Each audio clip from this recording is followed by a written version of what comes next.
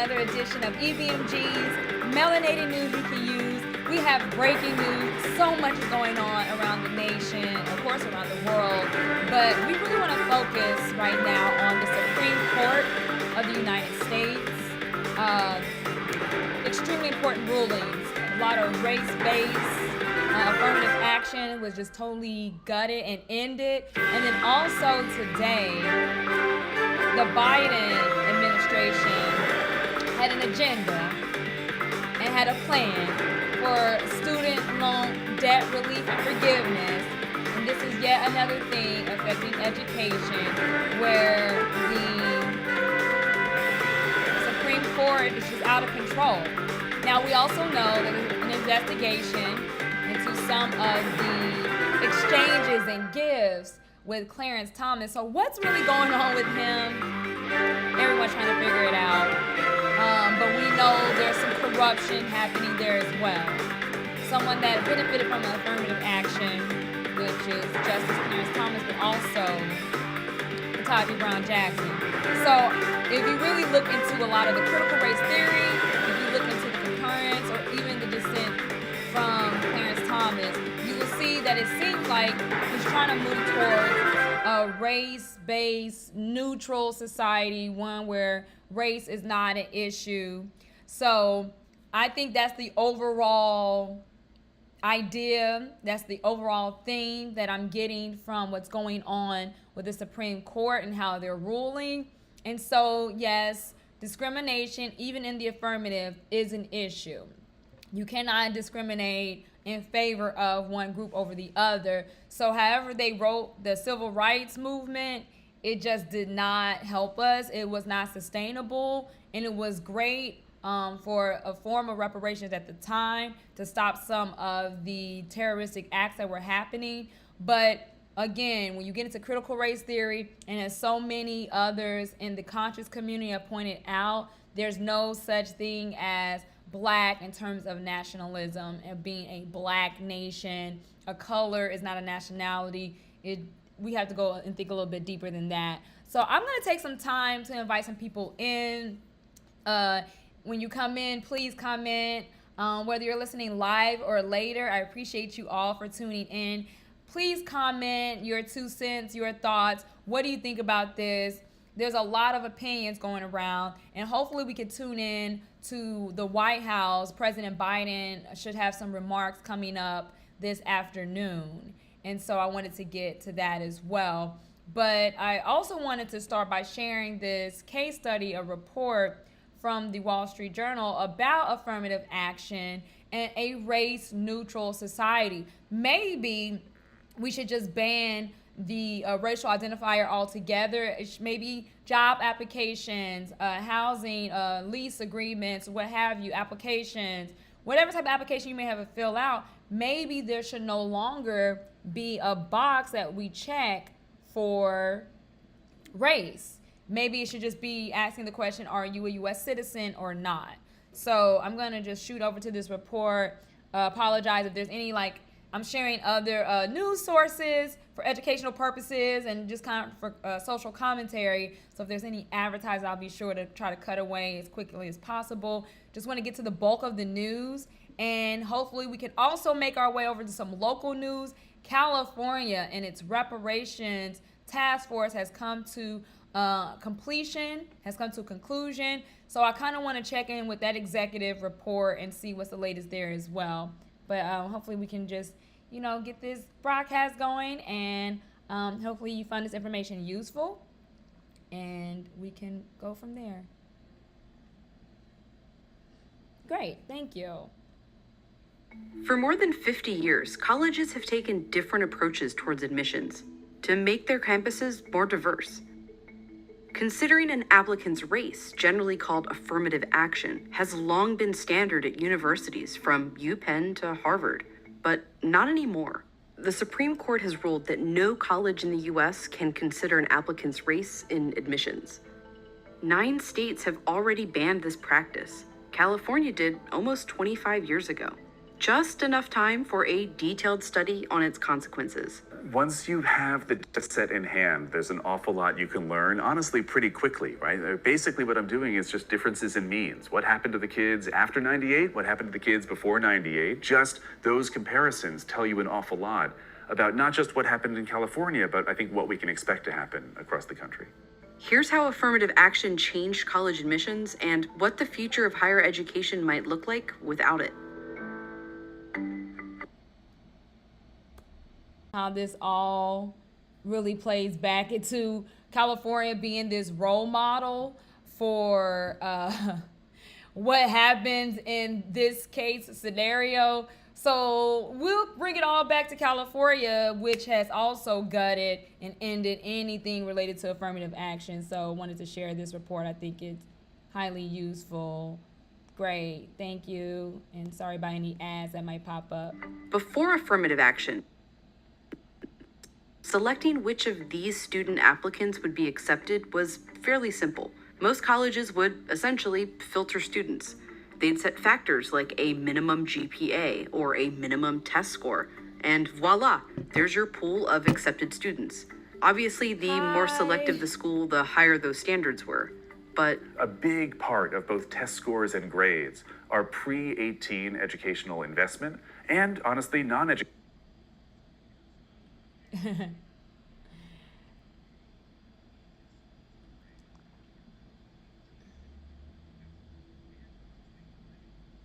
All right, let's bring it back here. So there's this whole debate now with there being issues with affirmative action that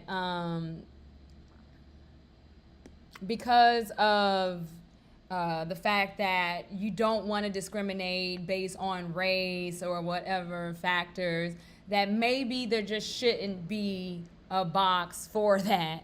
So unfortunately, that's where we are with this. So bear with me here. This is the whole idea of maybe we should just stop asking for race altogether and just make everyone one big old happy United States. So I'm trying to see. Great. So I thank you. Hi, Amanda. Thank you for tuning in. Let me know you're here. I'm trying to get this broadcast up and running. And sometimes I do updates and all kind of things. So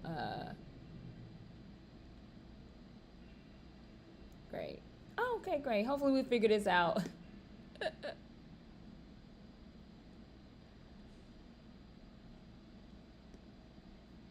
want to keep this story going. Trying to keep it smooth for you all, because I think this is a very interesting concept, and I'm glad that this story came up. Thank you. Apologize about that. Educational investment, the degree to which you had a stable household, the degree to which you had some notion of being able to focus on your work. The better a high school you go to, the better the test score you get. The better sort of access to resources outside of high school, like tutoring or other services, that you had access to before 18, the better you test. it's clear if you break down SAT scores by the background of the student. Students from higher income households score higher. Same if you look at who grew up in a household with a parent with a graduate degree versus no degree. That also reflects in race, with Black and Hispanic students scoring lower than white and Asian students. So in the 1970s, when UC Berkeley's admissions really just looked at GPA and test scores, the student population was less than 5% Black and Hispanic. Students who might have been really high ability just weren't able to get the kind of education that would lead them to the kind of high standardized tests that would get them into a school like Berkeley. These schools recognized that they needed some way of admitting those students, and so they started affirmative action policies to try to bring in students from sort of every part of, in this case, the state of California. So in the 80s, they began considering race in their admissions decisions. It worked. By the 90s, they would chart students on a social diversity index. If you were low income and a minority and had moderate grades and test scores, you were in. If you were high income and white, you needed higher scores to get in.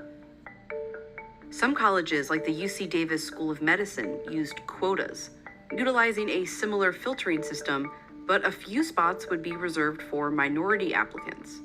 In the late 70s, a white student named Backy fell here. Not good enough to get in among other white applicants, but with higher test scores and GPA than the minority students who got in. He sued, claiming discrimination. It made it to the Supreme Court, he won, and was admitted. The court ruled that while the goal of achieving a diverse student body is sufficiently compelling to justify consideration of race in admissions decisions, specific quotas went too far. More than 24 Supreme Court cases have followed, including the landmark Grutter v. Bollinger in 2003, which upheld that race could be considered as part of a highly individualized, holistic review of each applicant's file. That's essentially how affirmative action has worked the last 20 years. Instead of just filtering a pool of applicants, most colleges look at each person individually. Like Harvard will look at SAT and GPA, but also things like extracurricular activities, essays, awards, life experiences, recommendations, leadership, and yes, race. But this is exactly what the Supreme Court has now struck down. In two separate cases against Harvard and the University of North Carolina, plaintiffs argued this holistic approach was just a cover for discrimination against white and Asian students. The Supreme Court agreed, ruling that eliminating racial discrimination means eliminating all of it. The student must be treated based on his or her experiences as an individual, not on the basis of race. Many universities have for too long done just the opposite, which means in this holistic review, race can no longer be considered. To the degree that these universities want to maintain their current level of racial diversity, California has shown that that is infeasible, at least given the policies that California has tried to implement. In the 90s, Californians voted for Proposition 209, which banned public universities from considering race. Zach Bleemer conducted a massive study in California, following students that applied before and after Prop 209. Looking at where they eventually enrolled, graduated, and then at their wage statements. So you can see, so long as they stay in the state of California, where they work and how much they earn all the way through 2020, 25 years almost after the affirmative action ban was implemented. What he found was that Black and Hispanic enrollments at more selective schools, like Berkeley, dramatically fell when they couldn't include race in their admissions process.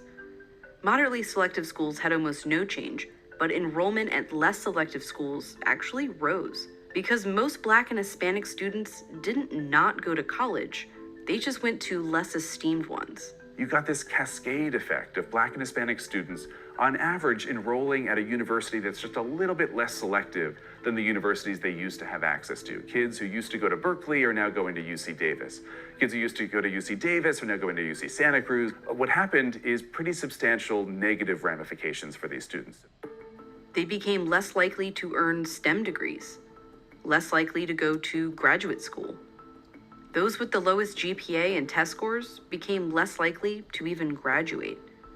And overall, Black and Hispanic students earned less in their careers than those admitted before Prop 209. One thing we've learned from affirmative action bans is that the kids who are admitted to more selective universities as a result of race-based affirmative action tend to receive greater value from those institutions in terms of the degree to which those institutions lead them to more successful jobs or more success generally in the labor market than the white or Asian students who tend to take their places after the end of affirmative action programs.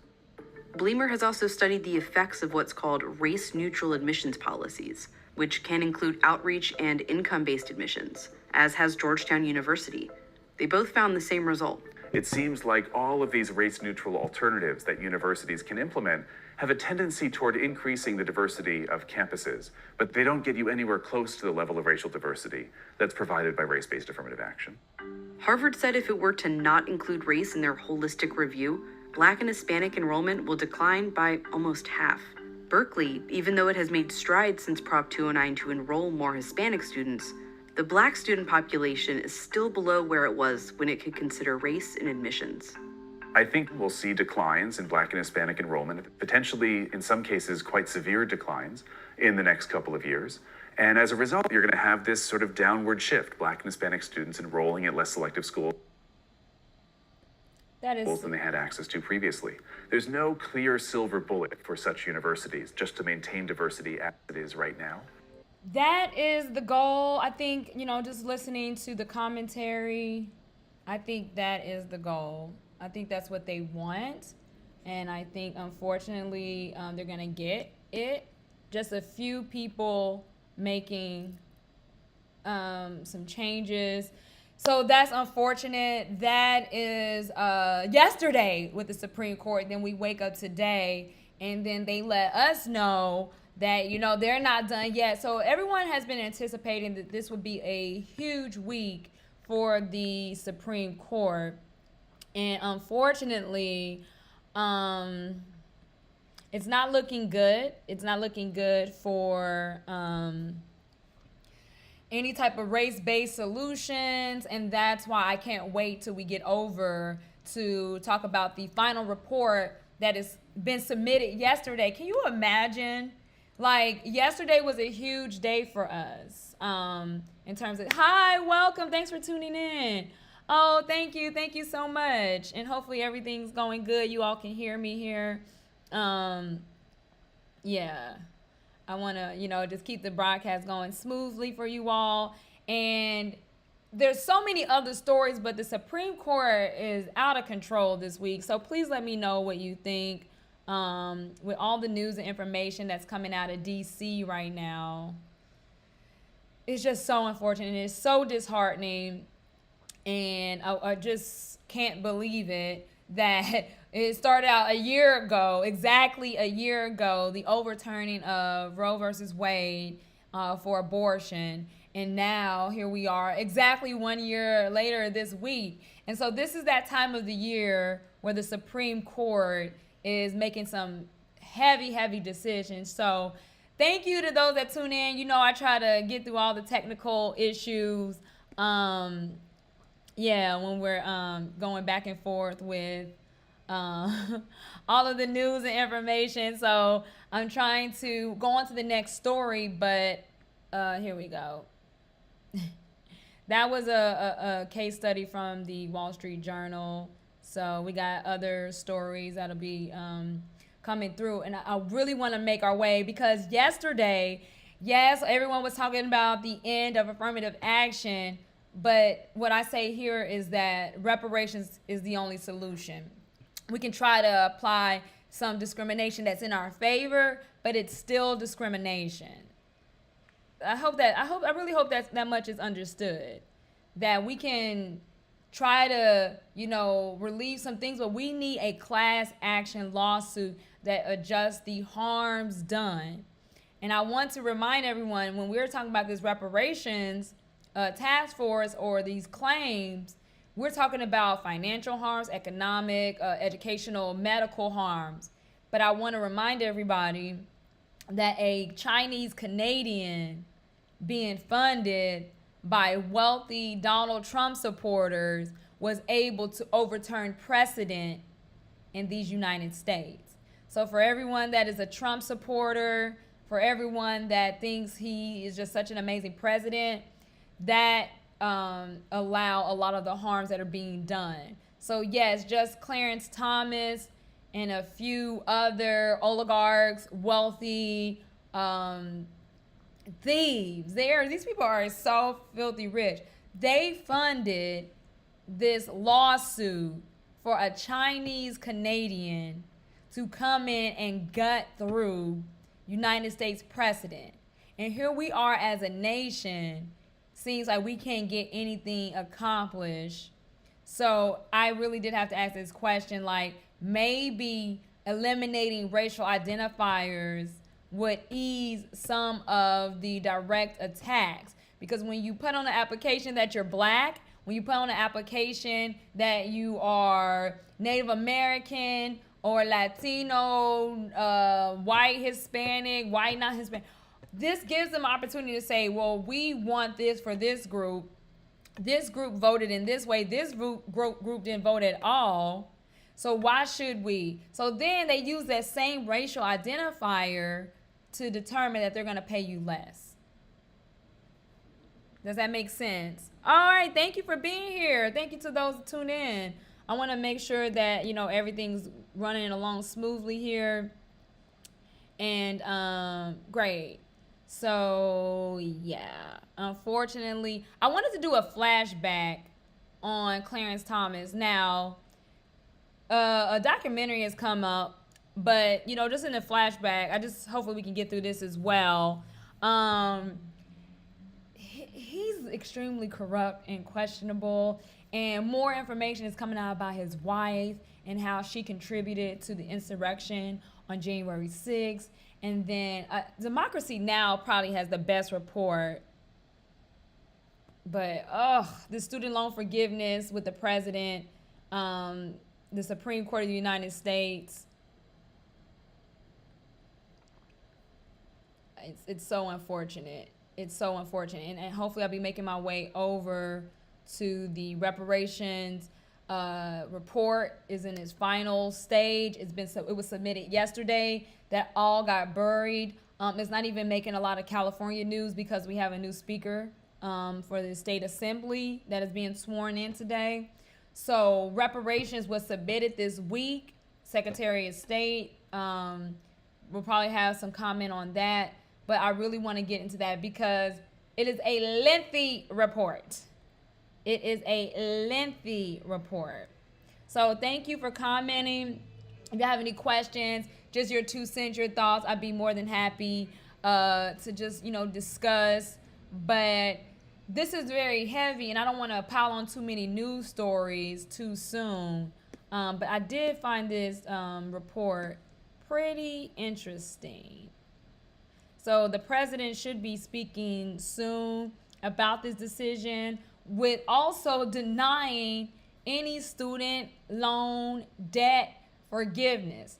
A lot of advocacy groups, many Democrats are saying, there's still something this president can do on the executive level. So on the executive level, maybe even with the United States Congress, there still should be something that he can do. And a lot of people are pointing to that. Okay, great. All right, I'm going to switch over because I thought this report was very interesting because someone sued for to say that the states or these institutions would be hurt if all the student loan debt was forgiven. And then get to find this out, that the person that they were suing on behalf of didn't even know that they were being cited in the lawsuit until they got the news reports that someone was suing on their behalf using this law. So these people are somebody said they're tricky. I don't think they're tricky. They are articulate. They are intricate. They go in and find, they're very, very wise to go in and say, what are the policies that could take away from my dividends? What is helping this group and hurting this group? So they go in and they find the exact law that is cutting into their profits, and they do something about it.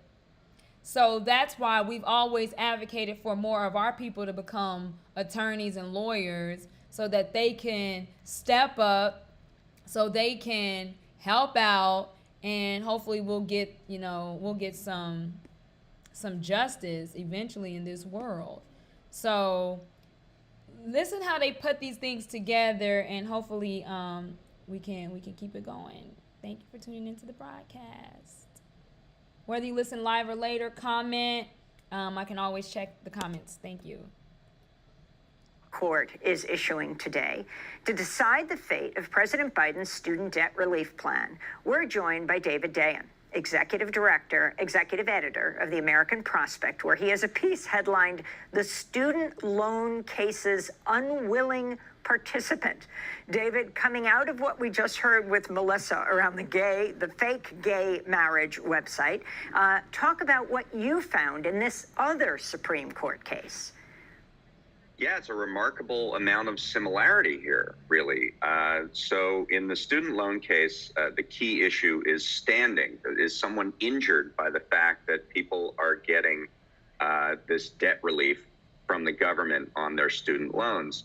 And the state of Missouri, along with several other states, brought this lawsuit, and they claim that because there's a thing called the Missouri Higher Education Loan Authority, which is a servicer, they do the day-to-day operations on the loans, that because they will be harmed, allegedly, actually they won't be harmed, but because they will allegedly be harmed by losing a number of student loans to service, then because they owe the state of Missouri money, they might not be able to pay it back.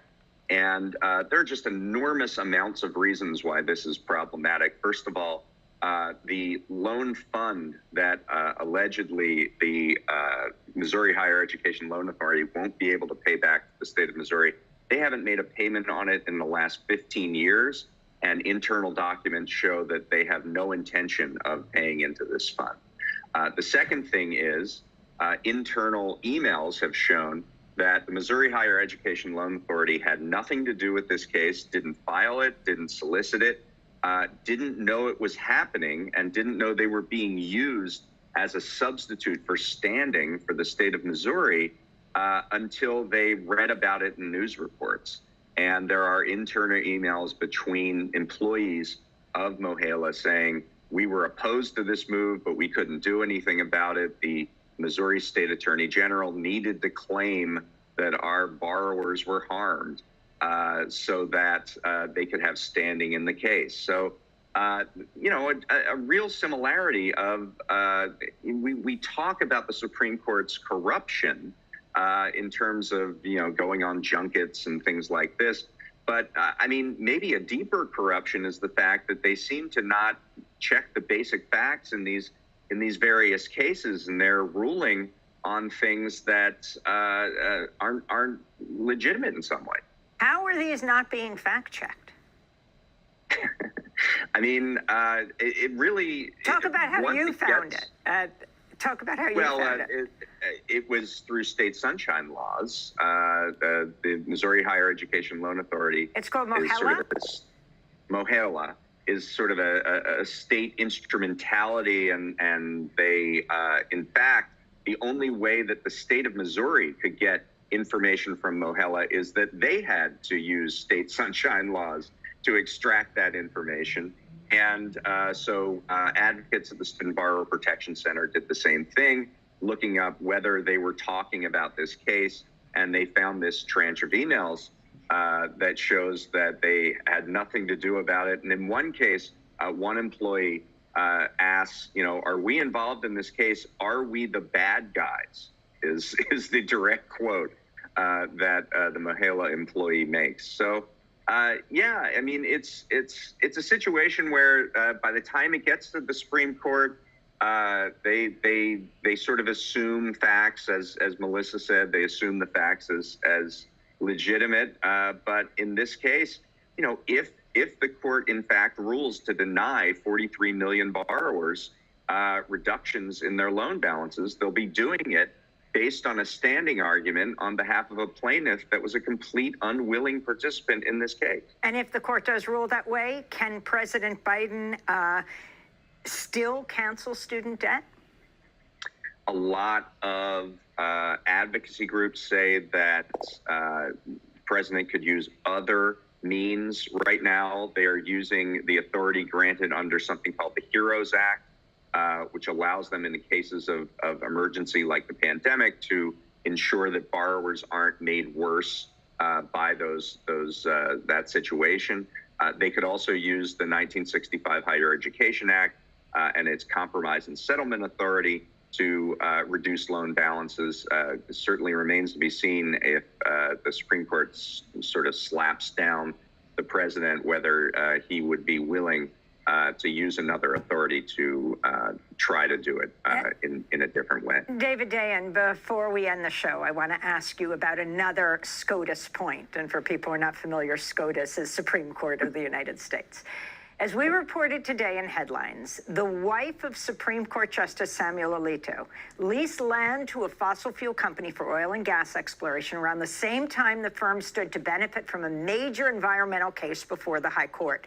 The Intercept has just reported that Justice Alito did not recuse himself from the case, even though his family stood to profit from the outcome. And he ended up writing the 5-4 majority opinion in Sackett versus Environmental Protection Agency, which which gutted protections for U.S. wetlands under the Clean Water Act. At the time, his wife, Martha Ann Baumgardner Alito, had an agreement with the firm Citizens Energy to earn revenue from any oil and gas produced on her land in Oklahoma, which she inherited from her father.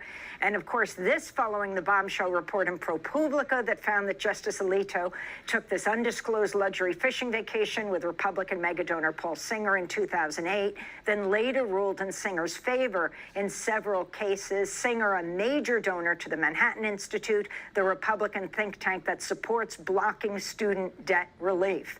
Members of the debt collective demanding Alito recuse himself from today's Supreme Court ruling on President Biden's plan to give 40 million student borrowers up to $20,000 each in debt relief. Your response to these latest revelations, which of course follow the revelations around Clarence Thomas and his relationship with the billionaire donor Harlan Crow? Well, I mean, the fact is that the Supreme Court is really a rogue institution. It's an example of self-regulation.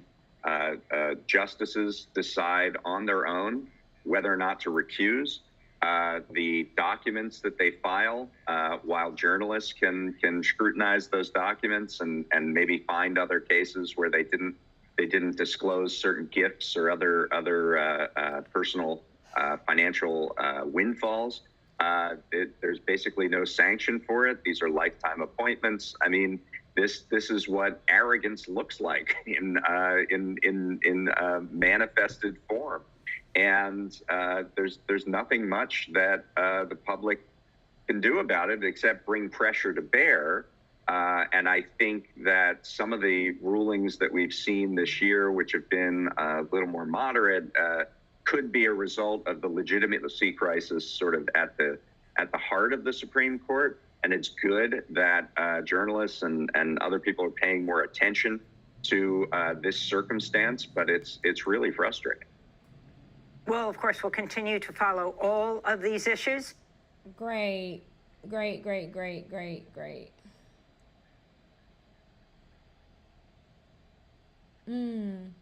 So that's the latest.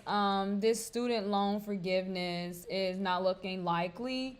So we're going to see how this is going to roll back down to the U.S. Congress, and then we'll see how it will trickle down from there, because I know a lot of people signed up for that. See if you qualify for student loan forgiveness. This is all with the U.S. Department of Education as well. So unfortunately, oh my goodness,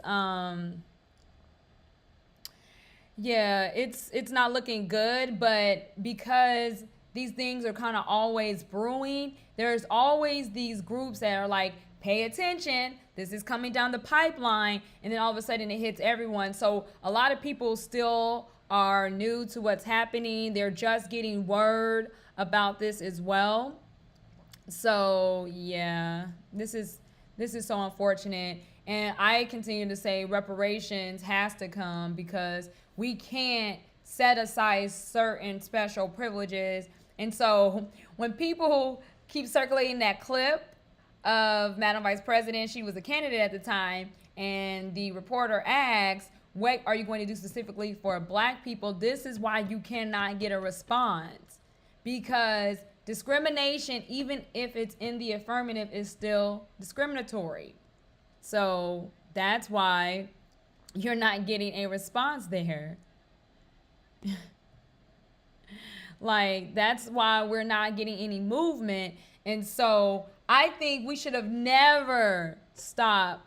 I don't think we should have ever stopped fighting for reparations. I think we should have always been talking about reparations, economic justice. We should have always talked about, excuse me, y'all. Excuse me, I'm trying to figure this out. I'm trying to make sure that we all stay connected here. But that's why you can't say things specifically for a color-coded group. To say Black, there are people that come from the Caribbean to the United States. There are people that come from Africa to these United States. And so they all get lumped into being black and what that means from a social perspective, what that means from jobs and housing and education and financial loans and things like that. But when we're talking about reparations, that's why everyone was saying do not go race-based. Do y'all understand? For those that have been following reparations, there have been plenty of people that have said do not make this about being black, and you're just because you're black you get funding from the United States. So that's why in the last video we had the opportunity, I shared the reparations calculator.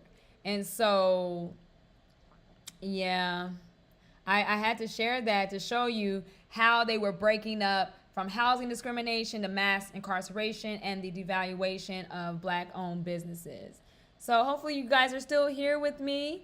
I appreciate you all for tuning in and, you know, just trying to give y'all just these perspectives. But we have it here. We finally have the California Reparations Task Force. And I know the news is coming in. This story is being buried, of course,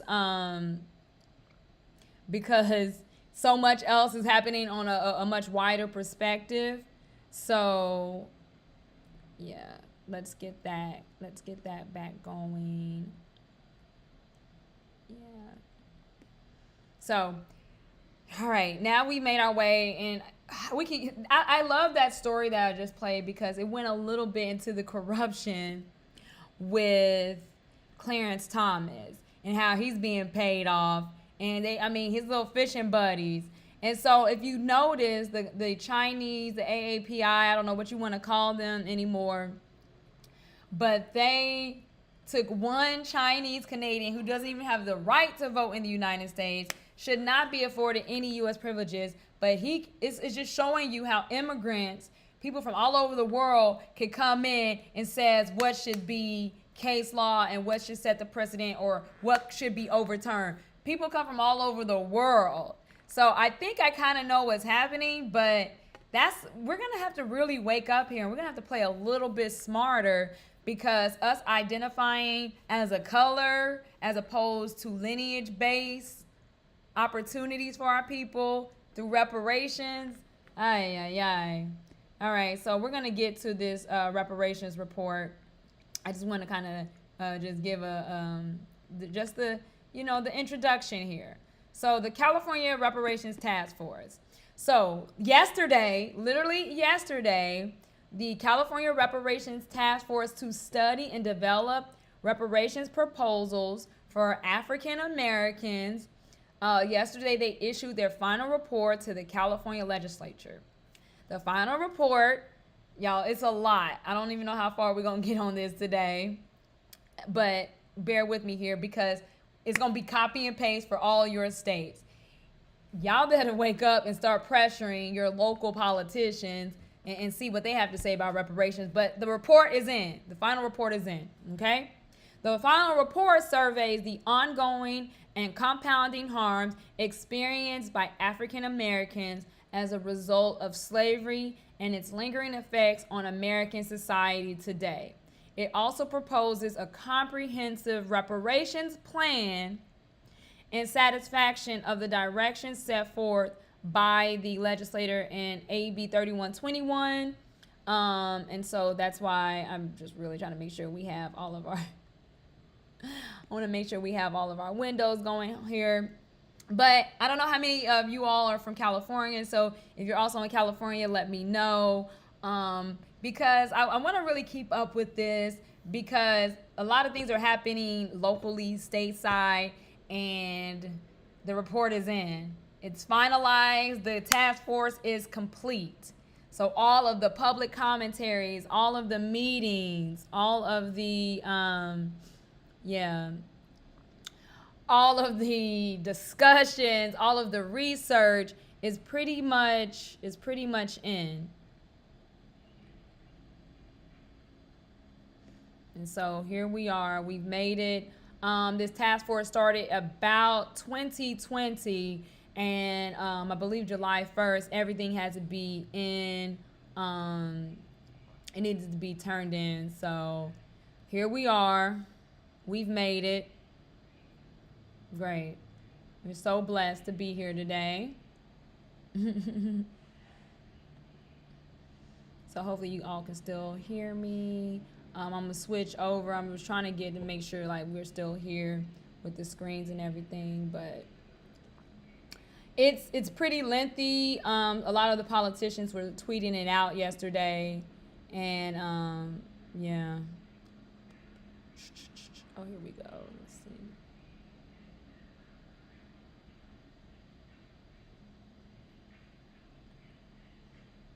I guess I'm gonna have to do that later.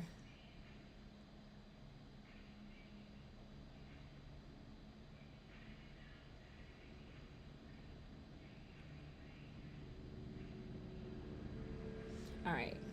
So I'm gonna make our way over to the introduction. I was trying to get like a little abstract going on before we,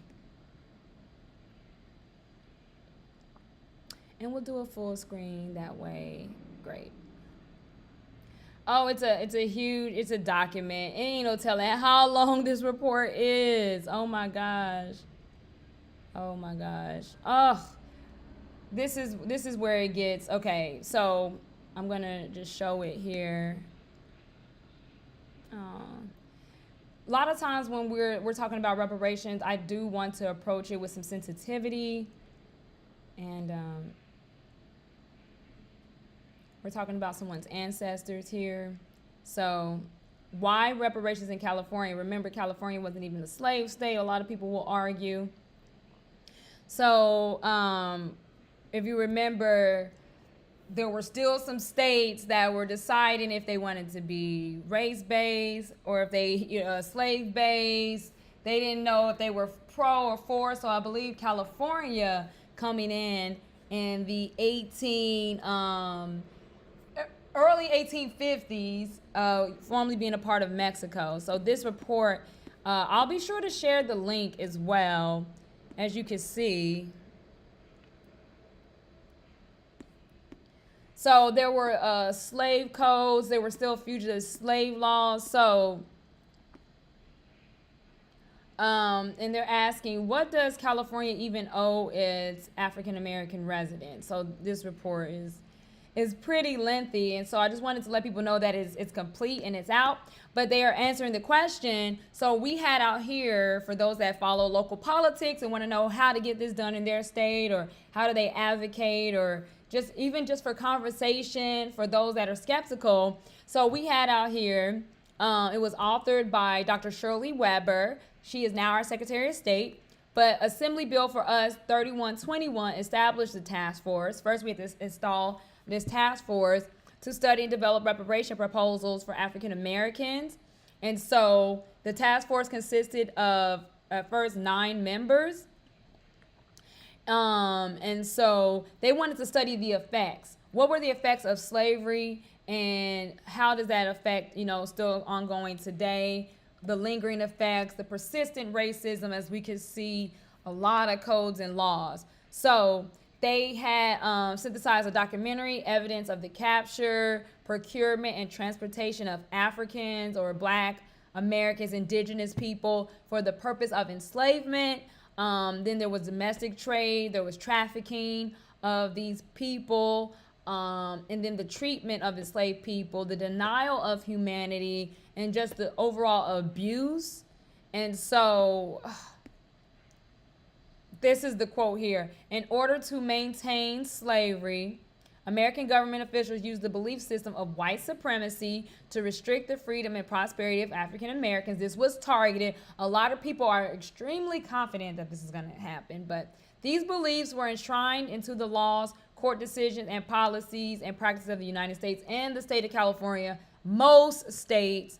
But the discrimination, again, lingering negative effects that followed. So the task force recommends these are remedies that are being recommended for the compensation, rehabilitation, and the restitution. A lot of people will even go into retribution for Black Americans. You can call them African Americans, with a special consideration for African Americans who are descendants of persons enslaved in the United States. So you'll see some of these policies will have certain cutoff dates and things like that. So the task force basically gave recommendations, and they were addressing how they can work with the state of California. First, they want an apology for its role in perpetuating gross human rights violations. That's first and foremost. These were crimes against humanity, okay? These were heinous acts that happened to indigenous Americans, displaced Americans. These were POWs. These were just melanated civilizations that were either brought in from the Caribbean, they were expelled from Europe, they were kidnapped out of Africa, some were already here on this continent. Just depends on the area and the region we're talking about.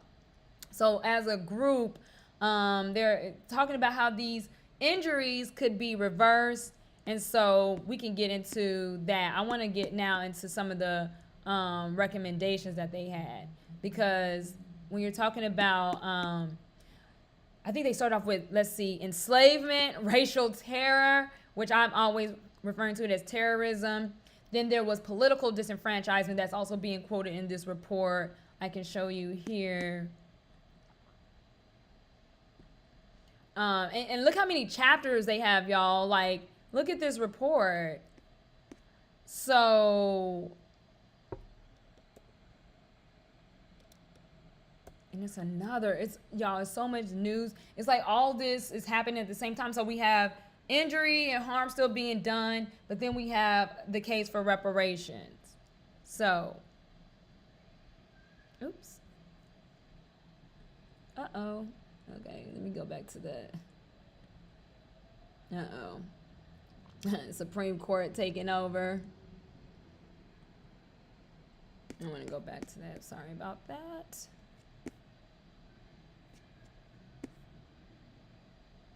All right, so we're going to get into these chapters. And this is the State of California Department of Justice.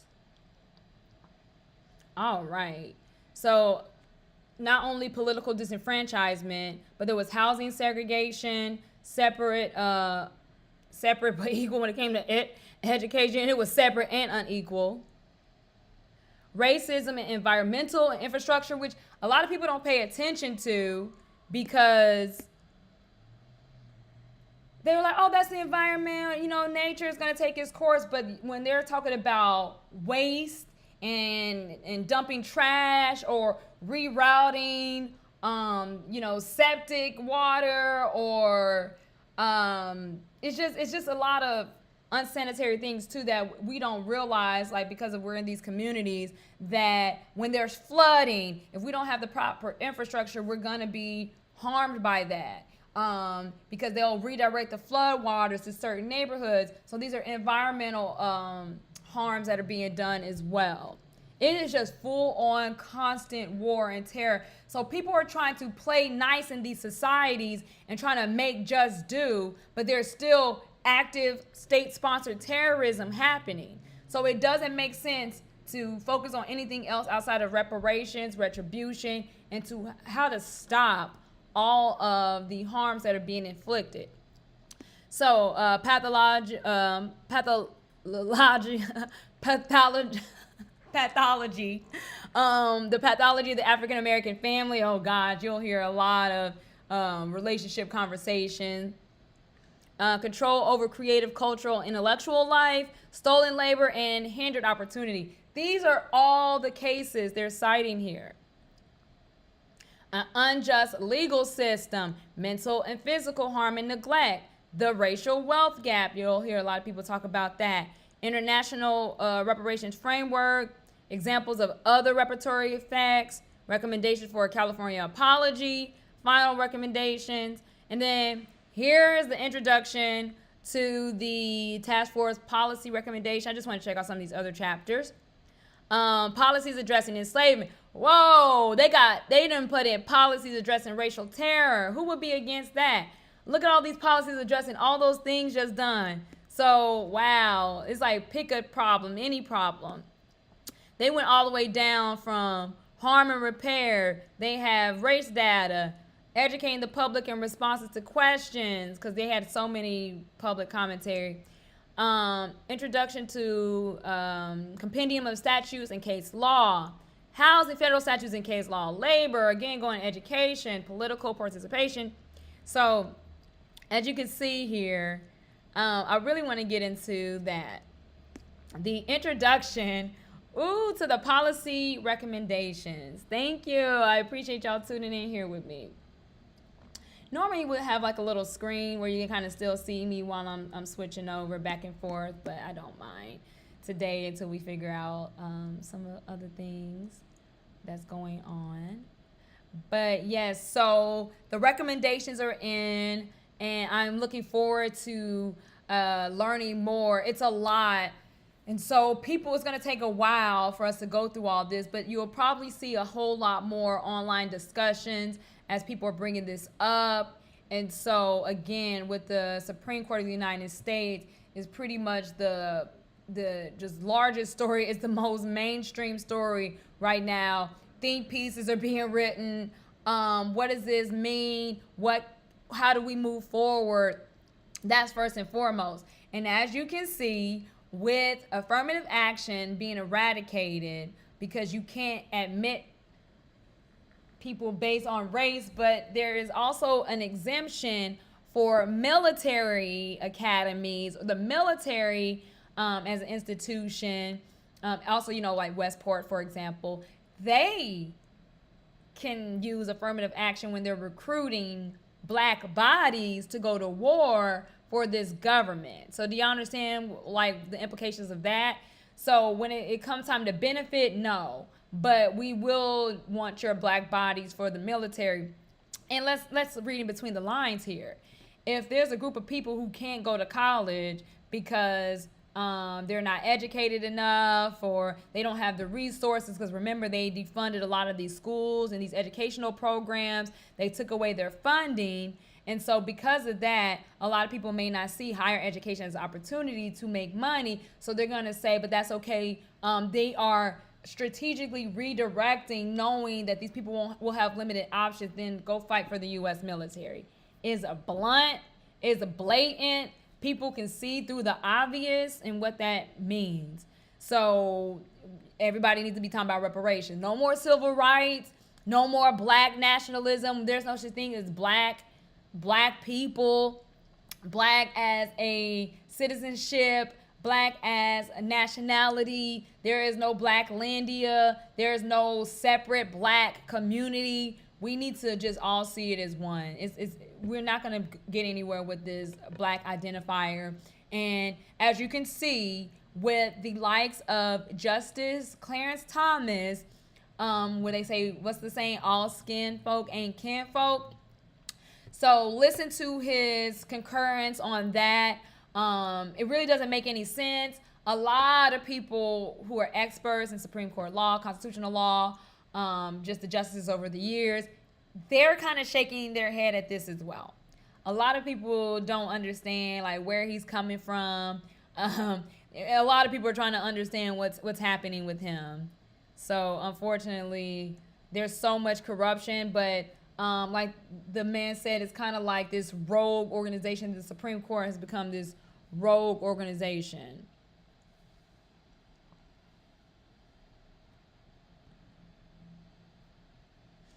So, man, this is wild. And we can't even really get into the depths of what's happening with reparations because at the same time, just so much is happening nationwide. And so it seems like a local story. But hopefully this is something that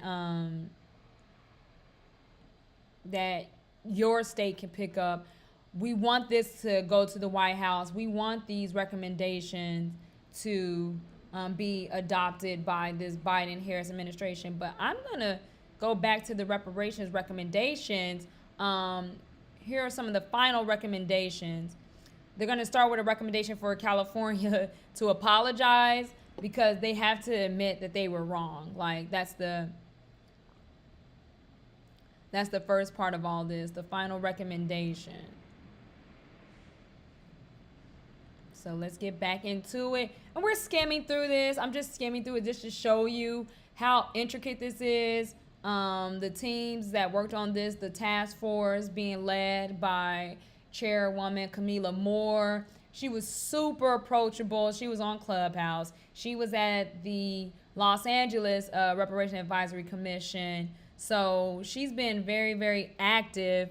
Oh, look at here. Oh, they done made this real nice. Let's get into it. I'm going to zoom in so we can all see it. So when we click over, I want y'all all to see. All right, what a beautiful job we're doing here with this reparations task force.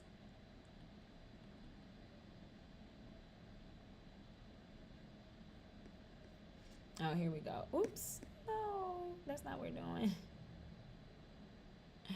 This thing is doing whatever it wants to do today. Nope. We were here. Oh, nope. We were here. Here we go. My thing is doing whatever it wants to do today.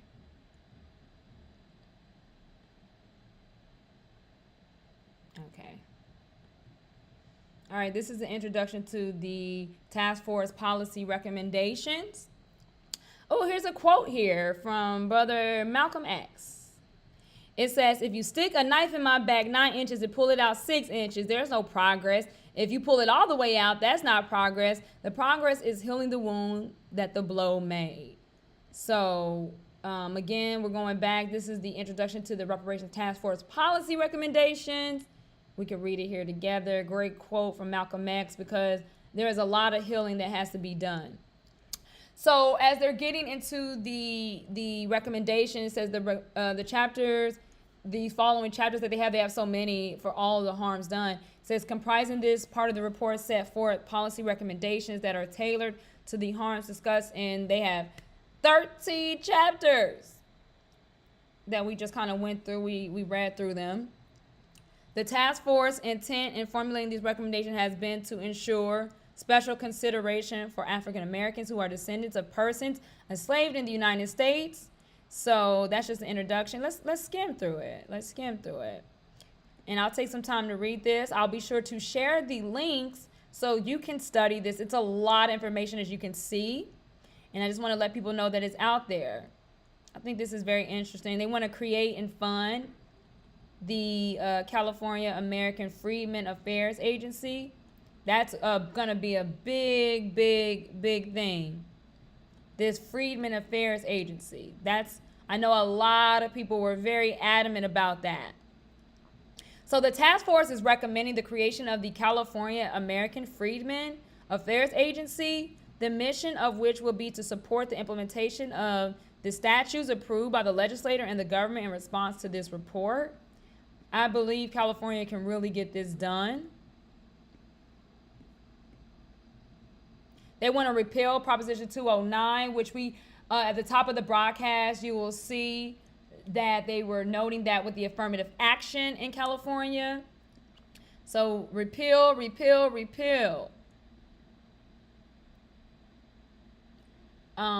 They're saying on September 13, 2022, our governor here, California Governor Gavin Newsom, issued Executive Order N-1622, which established the state's first racial equity commission. That's great. Racial equity. Perfect. Directed state agencies and departments to take additional actions to address disparities for historically underserved and marginalized communities by implementing equity analysis and considerations in their missions, policies, and practices. So I really like this idea of a racial equity commission.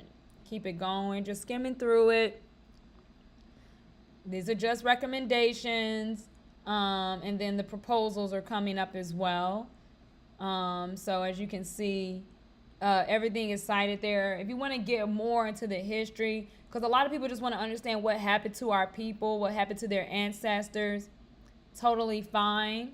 So that it'll have that all here. And like I said, I'll be sure to make sure that I share the link so you can see this as well. And this is listed on the Attorney General. I'm pulling from the Attorney General's website, Rob Bonta. All right, this is the 17th chapter, which is the final recommendations. They also have some recommendations for policies and how to address things such as housing segregation, unequal education, policies addressing the Black family, policies addressing the racial wealth gap. So all that is there as well. If we have any questions about this process along the way, I know it's a lot of information. So I want to be sure that we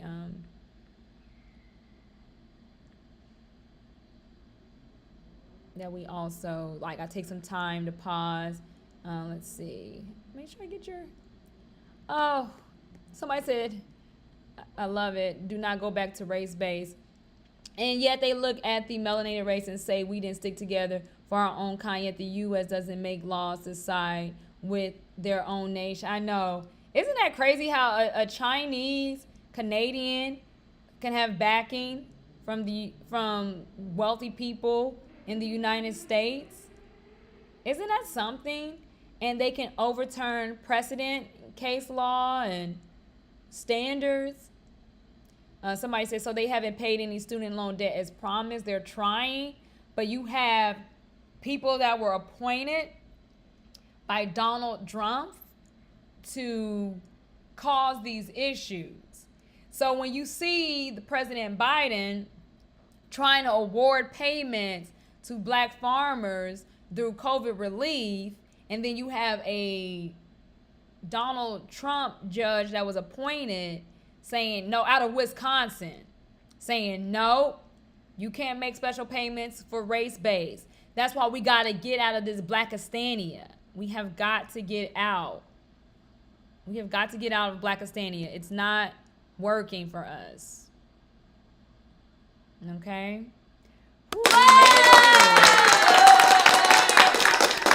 All right, we're still here. Thank y'all for rocking and rolling with me today. Man, I can't believe this. It's shocking, so I'm just trying to get through this. It's a lot to dissect. Everybody's chiming in and tuning in and have something to say about it, you know.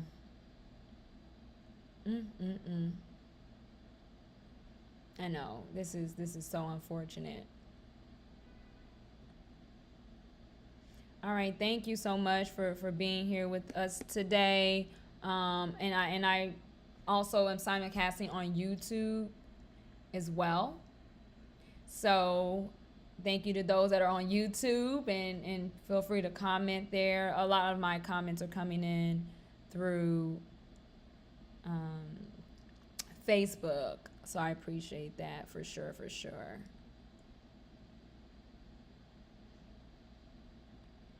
All right, we're talking about reparations now. We've since moved over, and these are the final recommendations that we're discussing. Oh my gosh, it's a lot, y'all. This is a lot. So somebody on the internet showed like a big book that it was. I think it was like black leather, and they was like, this book weighs 400 years, and I was like, oh shit, it's Shit, I'd rather study this right now, you know? I'd rather study this right now. This is so important.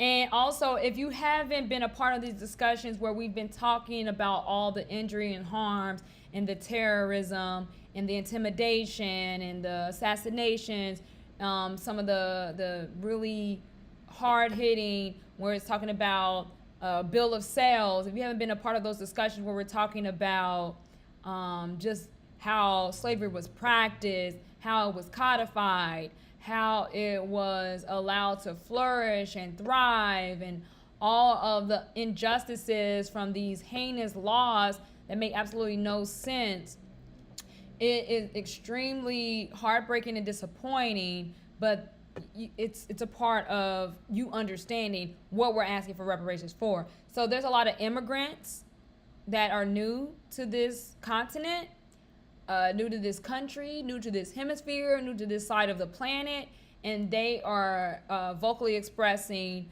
dismay and disapproval and just totally against the idea of any form of reparation. They don't think it should be any form of reparations.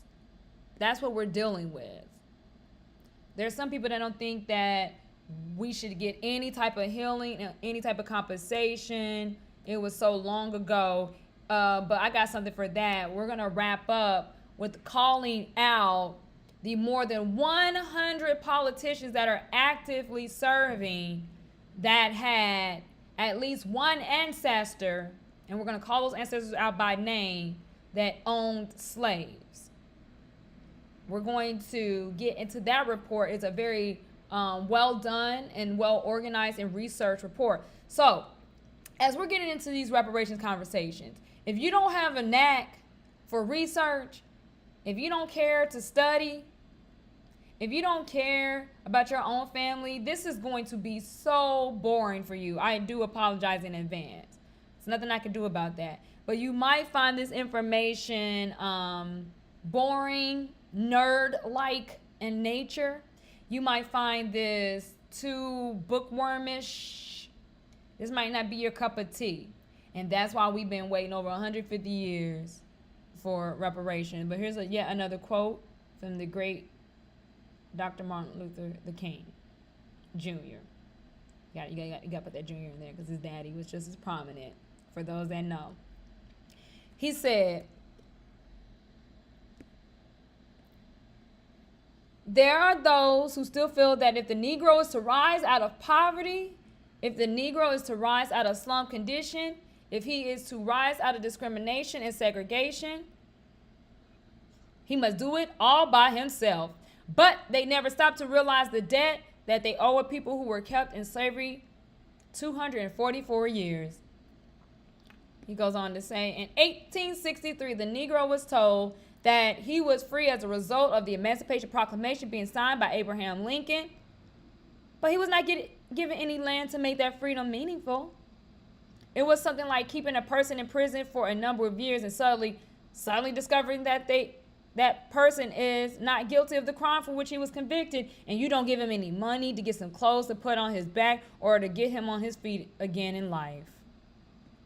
So again, our Assembly Bill 3121 charges the Reparations Task Force with calculating any form of compensation to African Americans with a special consideration for African Americans who are descendants of persons and slaves in these United States. So again, we're just going to skim through this. This is the part everybody wants to know about. Eligibility.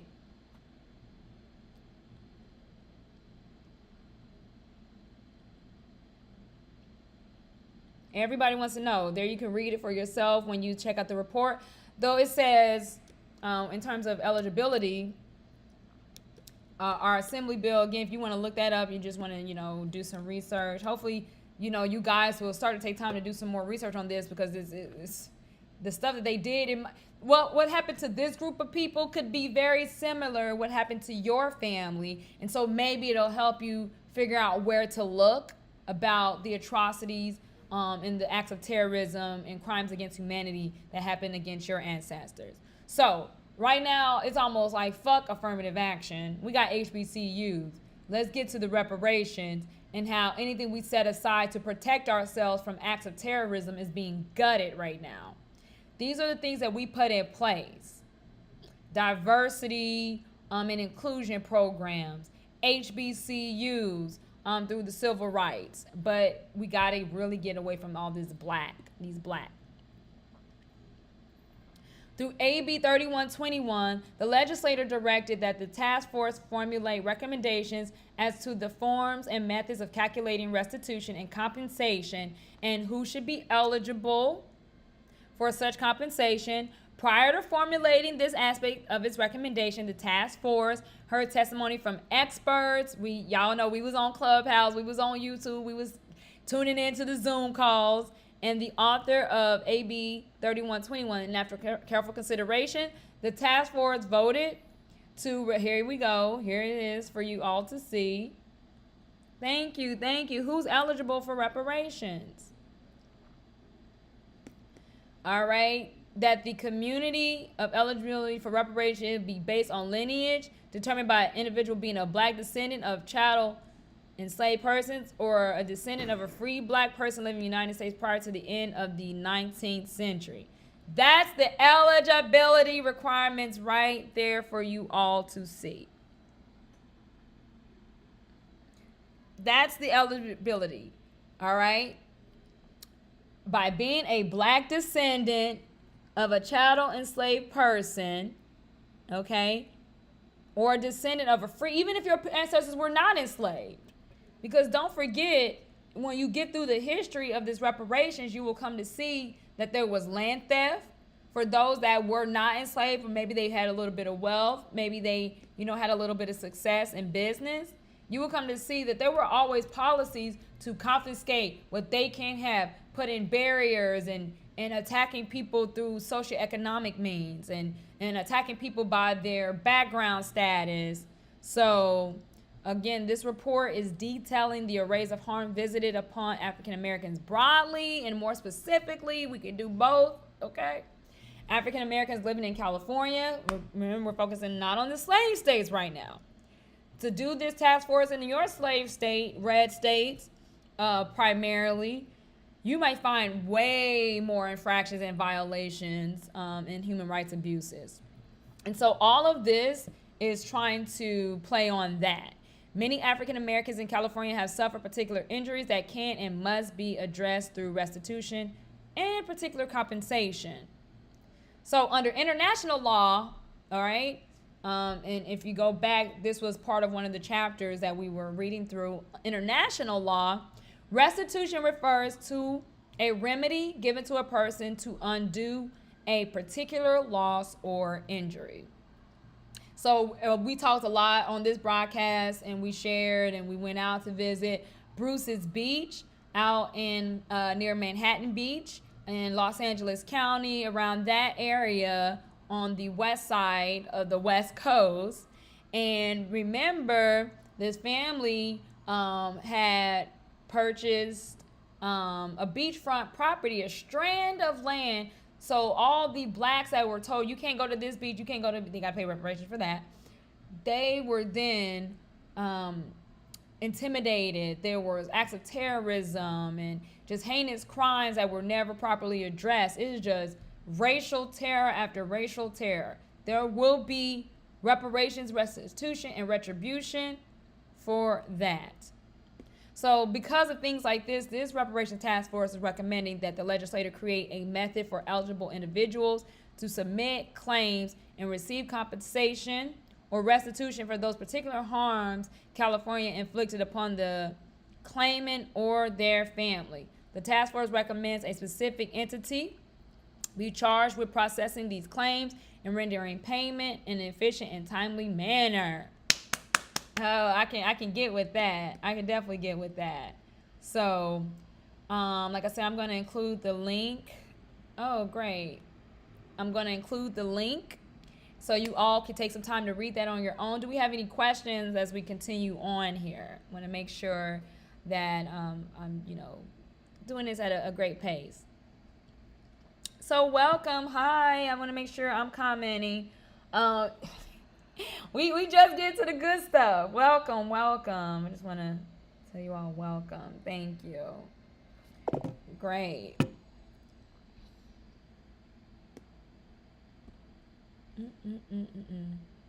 So make sure you invite some friends in. I try to keep a good broadcast so your friends that are coming in are happy with the information we're sharing, and it's a smooth process. And it was very interesting today to come in and do this with the, I wanted to focus really just on Los Angeles, what's happening, the homeless problem out here. I don't think it's getting any better. We saw some progress, and then we saw some delays. We saw some undercounts. Not even sure how many people are really being helped at this point.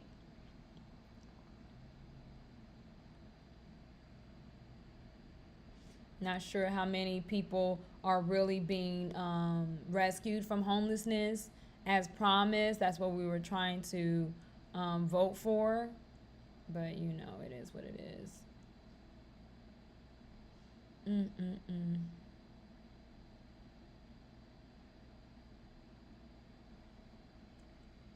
All right.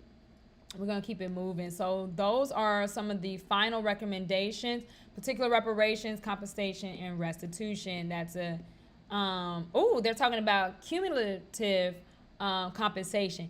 That's what I'm saying. Like, How many people gonna sit down and read these reports when it comes to reparations?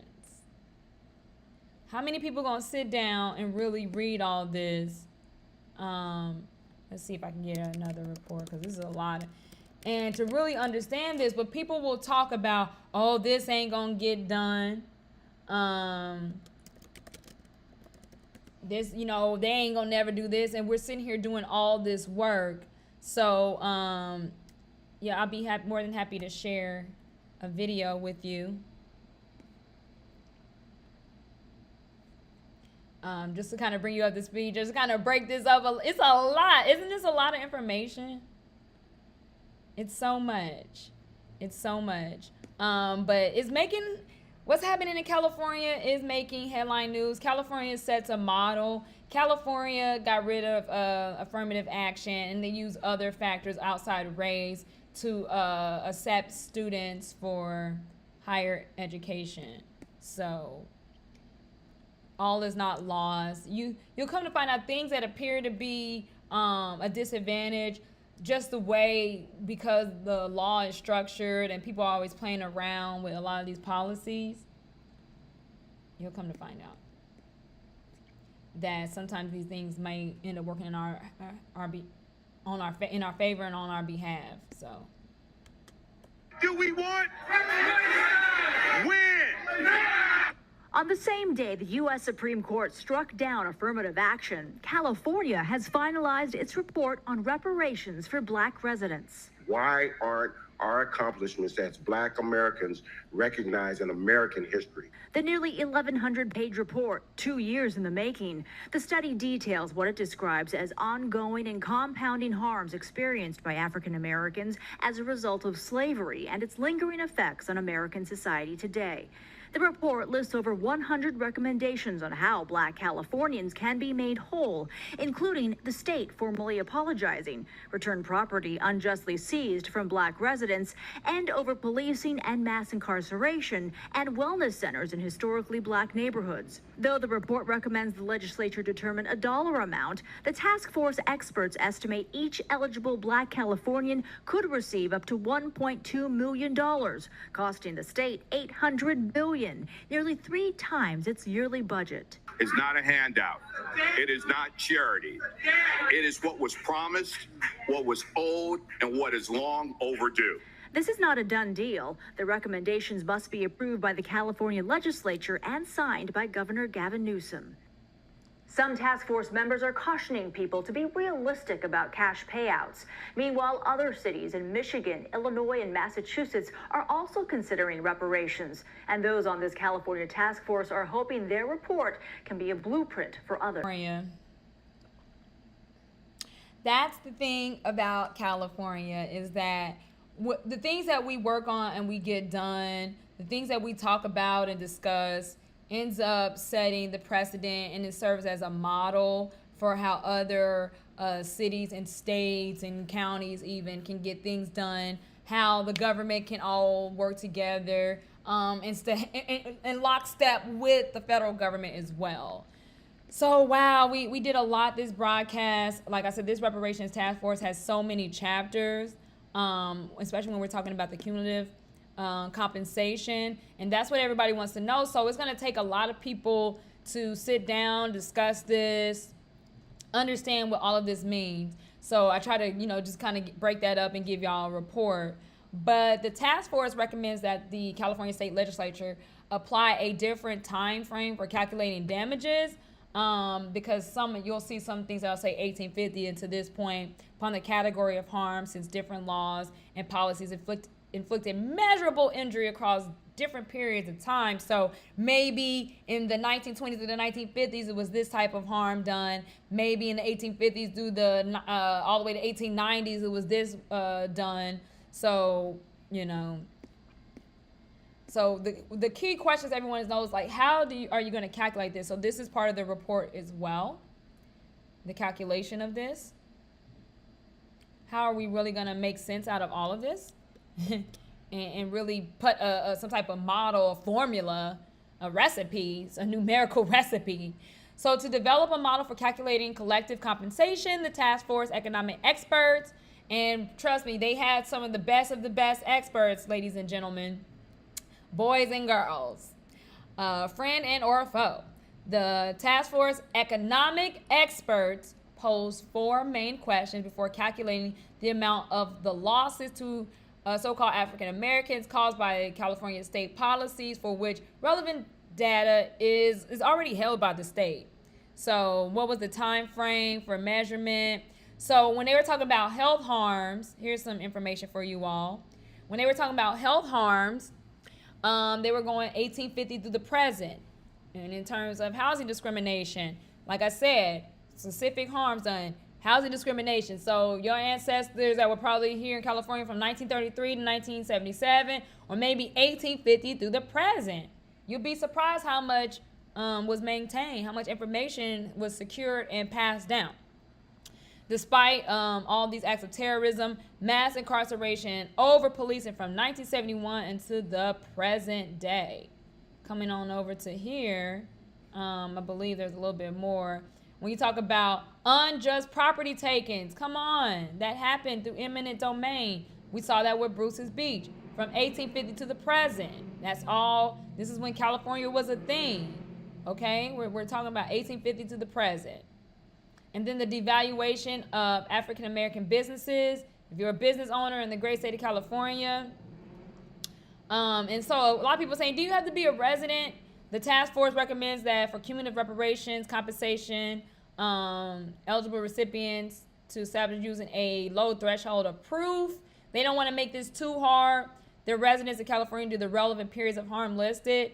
And you'll be surprised. A lot of this stuff is not hard. You may not have the documents on you right now to prove that you were here in 1996. But they're not going to make that too hard. They might be able to go look up an old ID. So I know people that have come to California, were born and raised in California, that left California, came back, moved throughout the state, but they're not gonna make this too difficult, okay?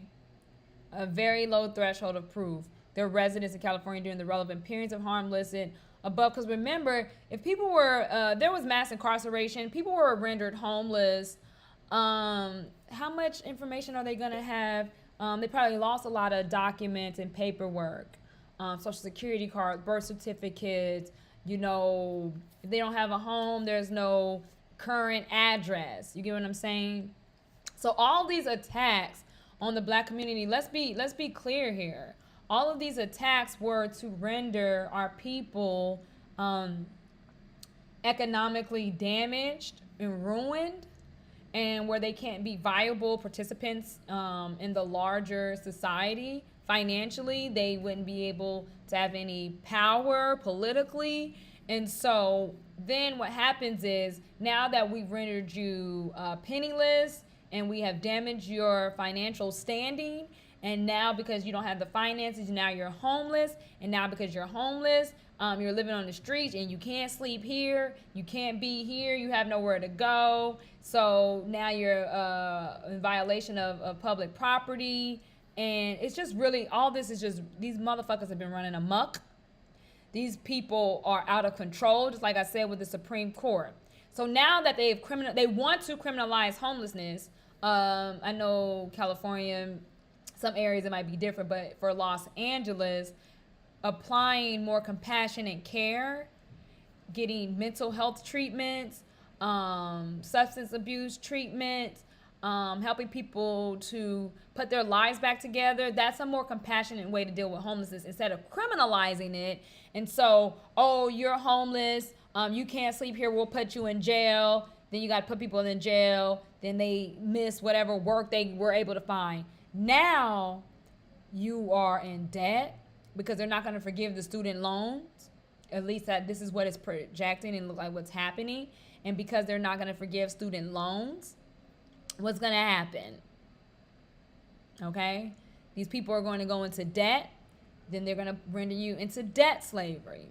So, oh, you didn't pay back your student loan. You didn't pay back a federal X, Y, and Z. They'll create a law overnight.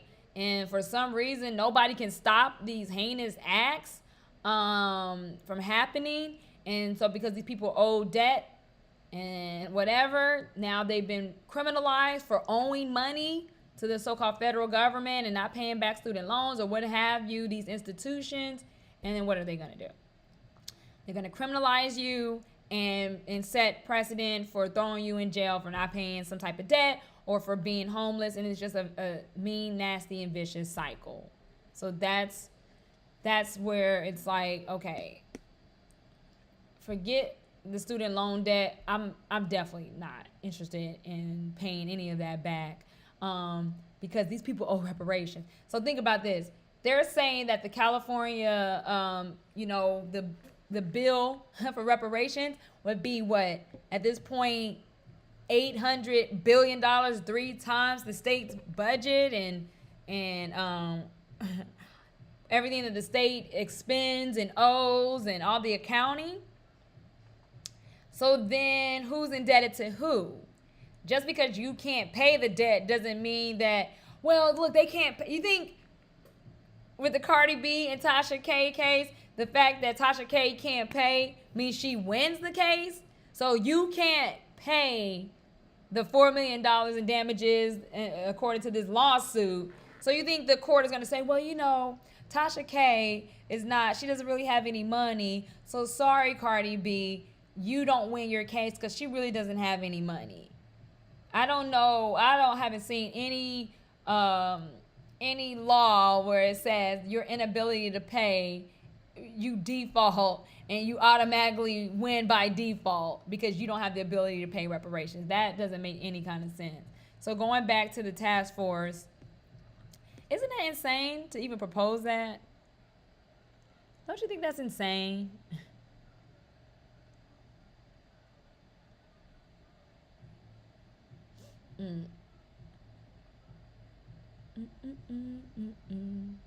Thank y'all for being here. I appreciate it. Yeah, so I don't know if you remember. Let's go back to it. Somebody said they better start. What'd you say? They better start paying in installments. Well, let's talk about that. So we have something out here called Cal Matters, and we have a reparations calculator. Oops. So the reparations calculator has all of the recommendations already in it. They are way ahead of us on that. So California has a reparations calculator, and we toggled around with that.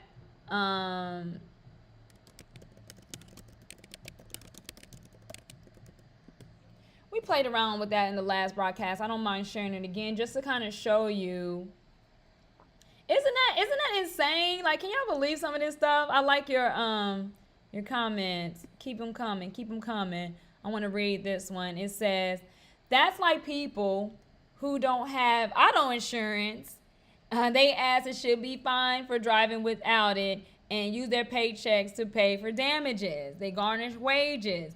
There's so many ways to get this done. I feel like we come from a very smart group of people, and I feel like they can figure out how to get this done. They can figure out some solutions. You understand? So we have a reparations calculator. Thank you. And please, while you're here, feel free to engage. I talk a lot. I talk a lot. So I appreciate y'all that even just put me in the background and just, just listen along. I appreciate that. Thank you.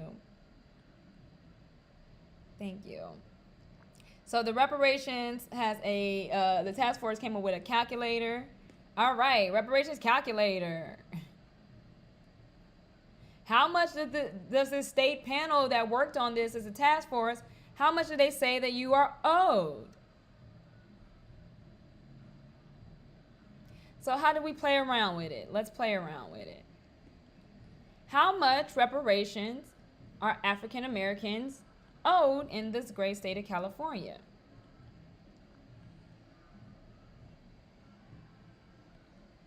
So, essentially, the California Reparations Task Force, as you can see, we were starting around 1850, but we'll play around, we'll toggle with it. And so they were recommending that the state consider down payments. So the person who suggested some form of installment, you're not that far off. That idea and concept is not that far-fetched.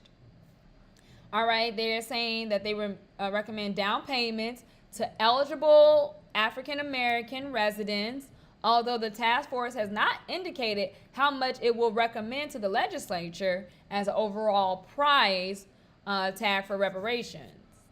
It did, however, identify ways to calculate how much African Americans in California have lost due to systemic racism in the state. So this is a calculator that we're going to play around with. Uses criteria from the task force to determine the cost for an individual African American in California.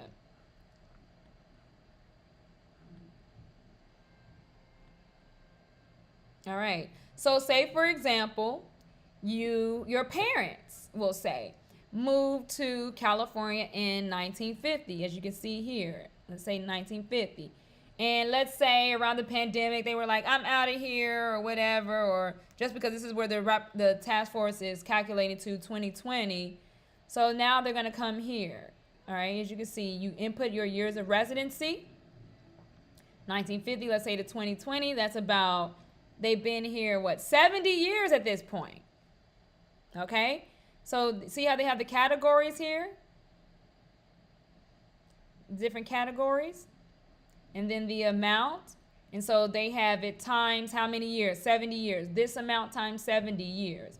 This amount times 49 years. So let's read off some of the issues. We got health harms. That was 1850 to 2020. Mass incarceration and over-policing.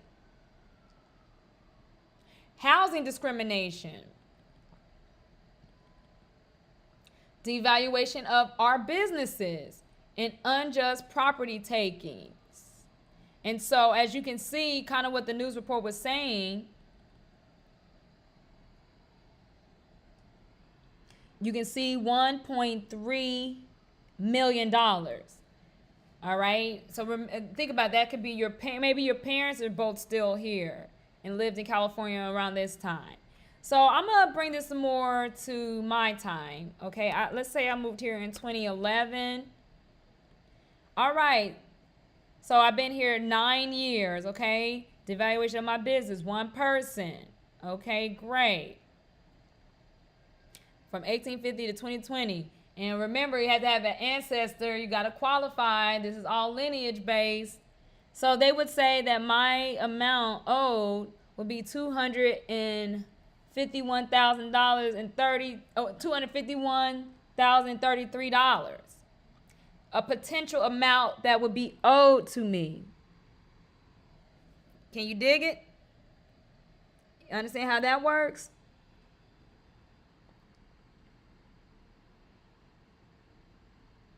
See how they broke it down? So this is happening. Nobody's playing around. This is not wishful thinking. This is not somebody, making stuff up, or this is not opinion based. This is all fact based. This is well researched. This is the California Reparations Task Force, and they completed this yesterday. But unfortunately, it was overshadowed and the story was pretty much buried. And people are not just ready to talk about this yet, especially everything that's going on with the Supreme Court. If you could imagine, that kind of took priority over this. To me, this is the top story. So let's get to the policies addressing the racial wealth gap.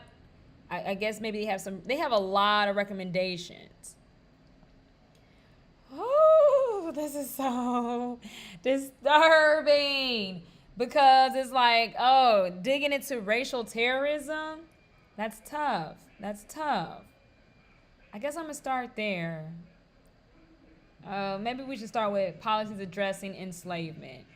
Everybody, we be trying to get around this racial enslavement, don't we? It's tough to talk about it. It really is.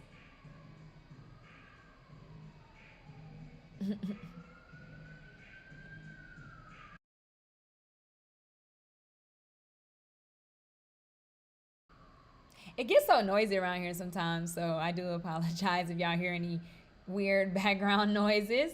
But so I guess you can't talk about a reparations task force if you're not going to talk about slavery. It's tough to talk about, right? Nobody really wants to talk about it.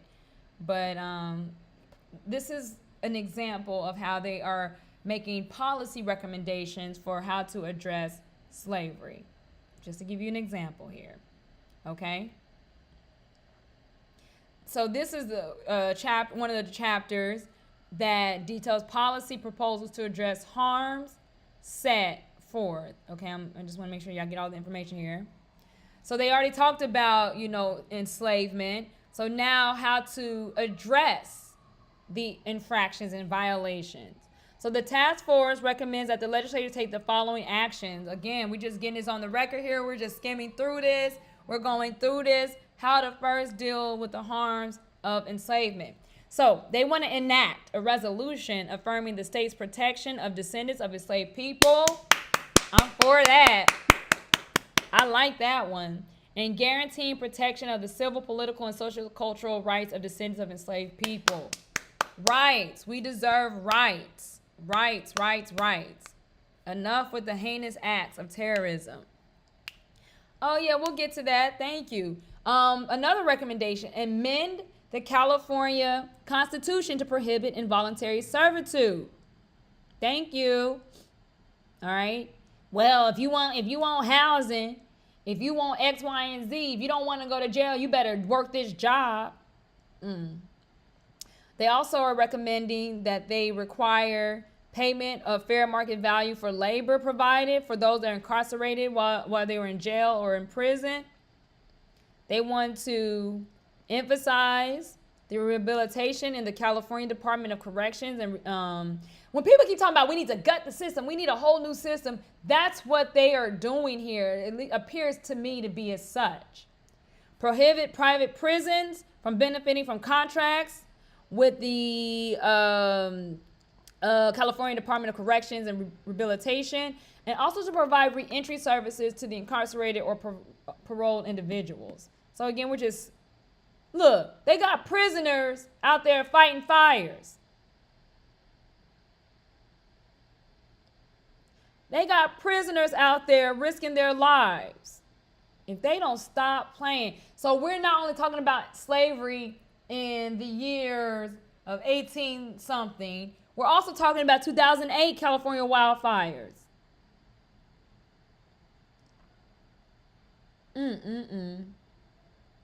They said nationwide, incarcerated workers generate over $2 billion in goods, but are paid on average 8 cents and $20 an hour in California.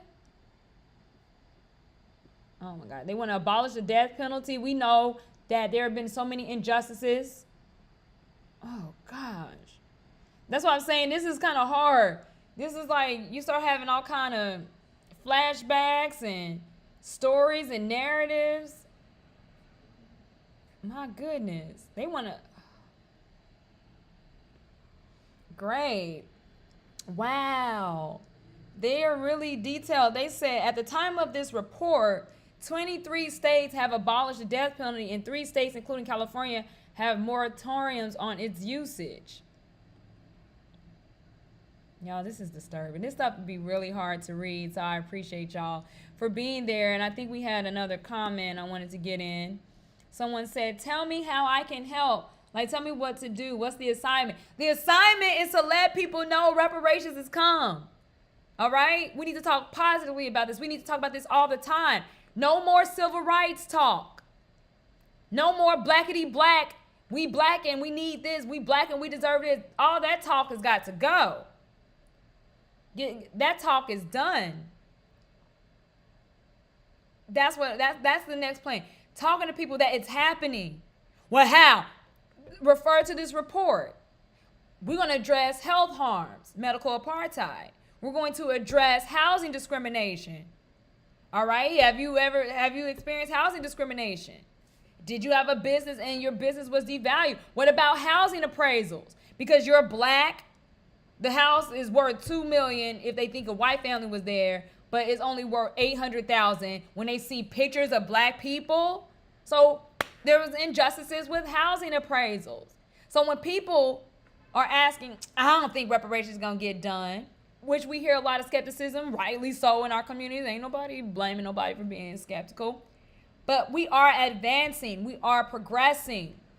Right now, getting the information out that it is happening, and here's how we're addressing it.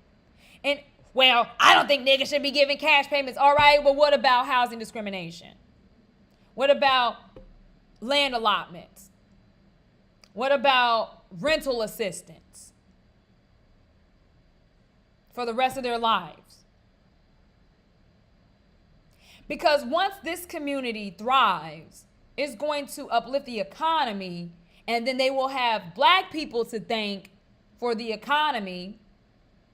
Their wealth will be meaningless, because not only are we the culture creators, and then we now are setting up institutions where we can benefit from our cultural creations and the fruit of our own labor. That's all we ever wanted. But instead, we've been exploited, underpaid, unpaid, okay, if even hired. So that's why, I wanted to go. This report is very surprising, because I was like, oh, they're not talking about just slavery. California was never a slave state, but they do use slave labor to fight them wildfires. Oops. Wasn't expecting that one. Wasn't expecting that one. Maybe we do need to go over to policies addressing racial terrorism. Are y'all following? Are y'all following? You agree?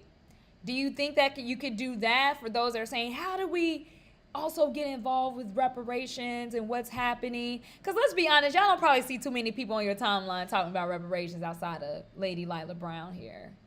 Let's be honest. Let's be honest. It's pretty much just me. I don't see nobody else. I really don't.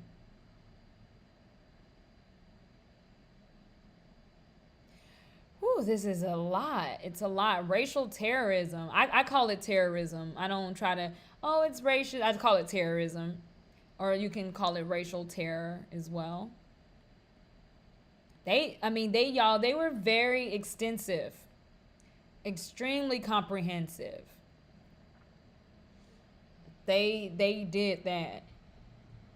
I know this is a lot of information. I know it seems very nerdy, but we need this, because you're gonna be met with, what about this? But I bet you they're not gonna do anything about that, and they have all these recommendations and proposals. This is what the task force was doing. Oh, y'all, it's not reparations yet. They just coming up with a task force for proposals, okay? How do we get this done? They worked with experts, economists, they work with historians, they work with legislators. This is well done. It's well done. You can't be mad. At least we're here. So we're dealing with racial terrorism. So this chapter details policies. When we talked about they had a chapter 3 where they went more into the history of racial terrorism. To advance the study of the intergenerational, direct, and indirect impacts of racism, what they're recommending in terms of policy: establish and fund community wellness centers in African American communities, fund research to study the mental health issues within California's African American youth population, addressing rising suicide rates among African American youth, expanding membership of the Mental Health Services Oversight and Accountability Commission to include an expert in reducing disparities in mental health care access and treatment. Fund community-driven solutions to decrease community violence at the family, school, and neighborhood levels in African American communities. Wow, you can see it's now they're talking about how racism even affects our health. Discrimination and stress leads to higher level of inflammation.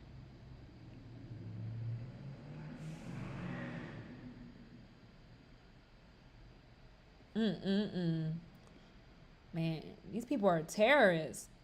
Says, despite a significant need for mental health interventions to address the effects of historical and current racial trauma, African Americans experience a range of mental health disparities. These disparities include problems of access, bias, poor quality of care. We know this, we've seen this, misdiagnosis, inadequate research, and poor mental health outcomes. Going on here. Racial socialization and racial identity have been documented as culturally strength-based assets, resources that enhance adaptive coping that are particularly important and protected for African American families. Specifically, a positive racial identity has been linked to higher resilience, self-efficacy, and self-esteem. They said nearly 1 in 3 African American Californians experience racial discrimination from a healthcare provider. My goodness. As of 2018, suicide was the second leading cause of death among African American children. What? I told y'all there's a lot of information here. Age 10 to 14. And the third leading cause of death among African American adolescents, 15 and 19. Oh no.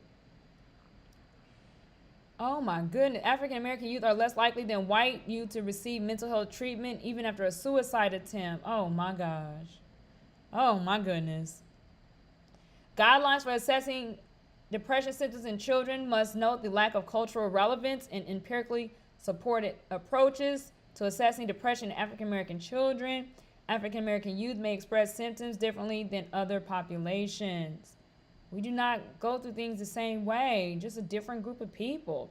So this task force recommends that the legislature enact legislation to fund implementation of programs that address trauma and chronic stress among students, teachers, and staff in the larger school community at high-need schools.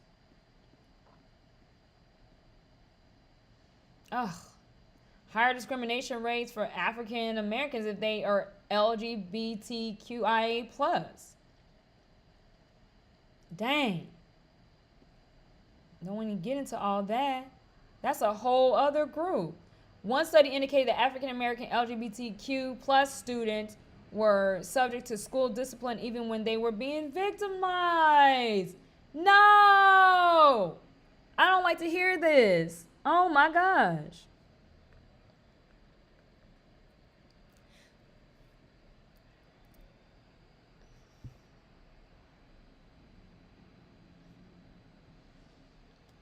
To address the mental health crisis facing African American LGBTQ+ youth, this task force recommends that the legislature pass a measure declaring African American, transgender, and non-binary youth suicide a public health crisis and enact legislation to fund statewide research on the issue of suicide risk and prevention among African American LGBTQIA+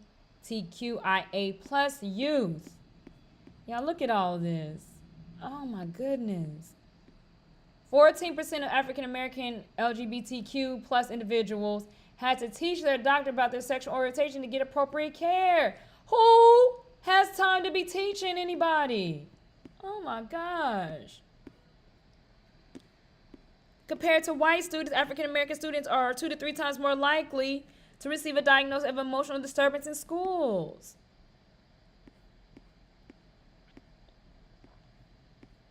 Oh, this is just so disheartening. Mental health in jail. This is just medical harms. Just neglect. Let's call it what it is, neglect. That's what it was. So as you can see, they've considered, man, California is so resourceful.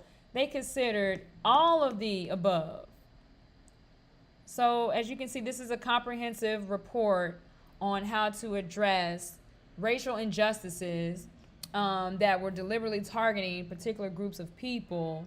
That much we saw.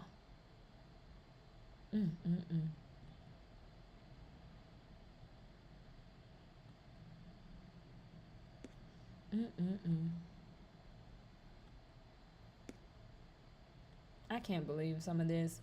It's very hard to really dive into reparations if you're especially dealing with people that are not going to be sensitive about these harms inflicted, about the genocide.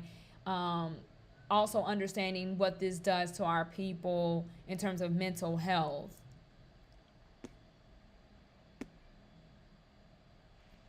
Let's just go to the policies addressing the wealth gap. This is so tough to get through. So I'll be wanting to take a few breaks, give me some water, do all that. Thank you for those tuning in. Yeah, we're addressing the racial wealth gap portion of the policies and recommendations. So thank you for those that are standing by while we get through this.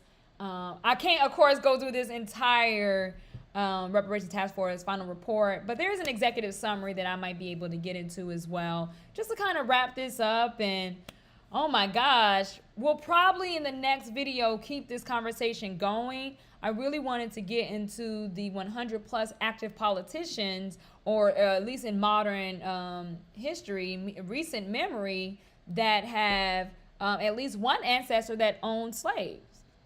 And they even tell you the person's name and how many slaves they owned. And they use genealogical records. They didn't need no DNA. It's all on the books, so you don't have to use any of that. So now when we're talking about the racial wealth gap, which is all of these economic policies that were put in place for one side to be allowed to exploit the work and labor and harvest of another group. So unfortunately, that has caused disparities and differences in how much our people make versus theirs. So again, policies addressing the racial wealth gap.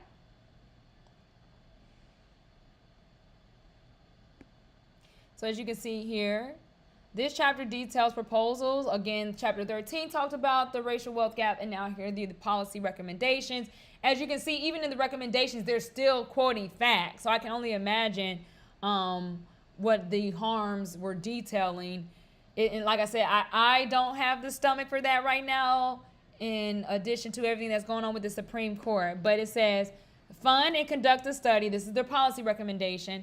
Fund and conduct a study to calculate the overall racial wealth gap in California, and encourage the federal government to use the national racial wealth gap to determine federal level reparations. So in 2019, the Federal Reserve surveyed consumer finances. A national survey found that the white households hold 87% of overall wealth in the United States, while African American households hold only 3%.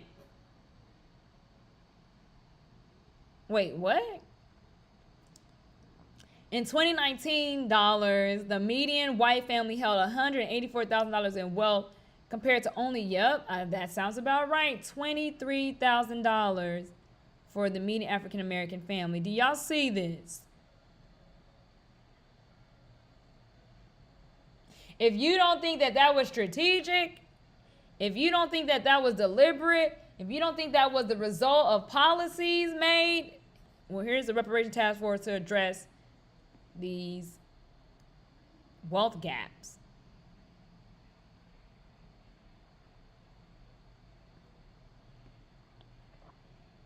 To address the racial wealth gap, so the Reparations Task Force here in California recommends that the legislature enact a number of policies to address the effects of discrimination across housing, education, labor, creative, and cultural life, and other areas. So again, we talked about that reparations calculator, the expert economic calculations. The task force provides preliminary calculations to estimate the losses due to discrimination based on several key categories of atrocities, including health harms, mass incarcerations, and over-policing, housing discrimination, and the devaluation of African American businesses. All right, so they're gonna have to use that calculator, use those numbers.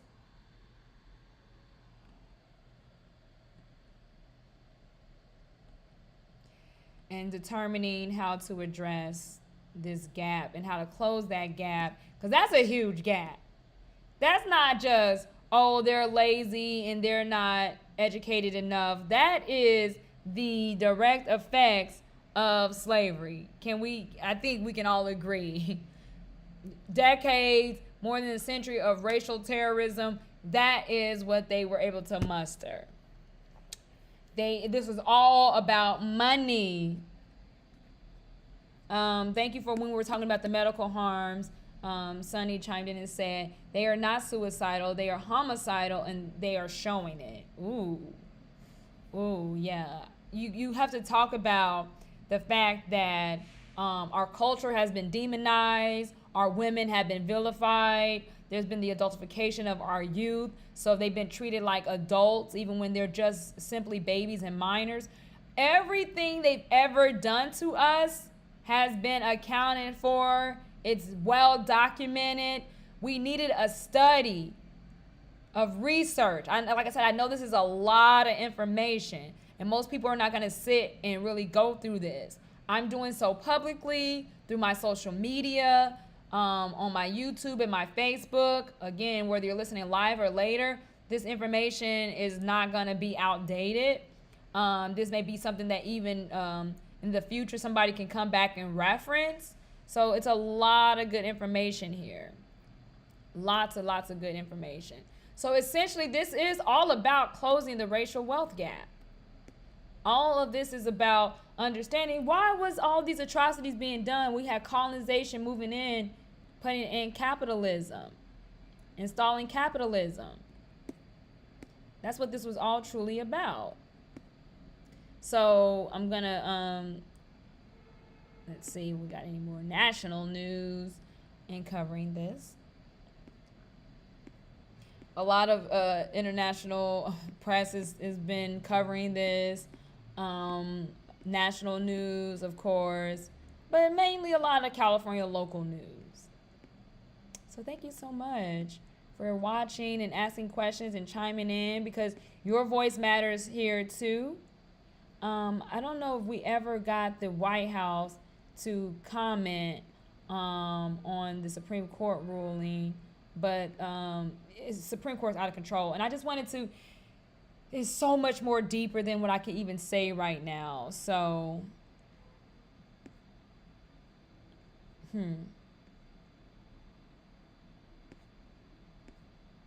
So I just wanted to be very patient, because I can always come back and do a weekend broadcast and hopefully work out some of the kinks I think I may have experienced today. Let's see. So it's just the news right now is that the report is done. It's been submitted. And the reparations recommendations are complete. They are in. And like I said, let me see if I can go ahead and drop that link for you all. Definitely, this will probably go on my YouTube. And then we'll get the executive summary. I think this link only allows me to.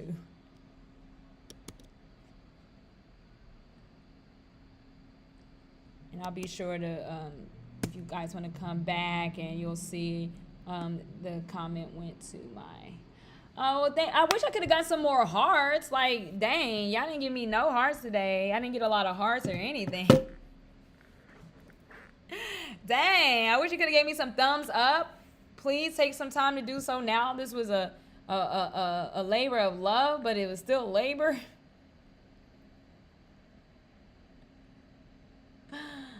Oh, goodness. Let's see. So, yes, this is the executive summary. Just to wrap it up, and this might be extensive as well. I don't know. I'm going to lay on the hearts right here. Thank you for any attempts to leave hearts. I appreciate that. Lay on the hearts, lay on the hearts, lay on the hearts.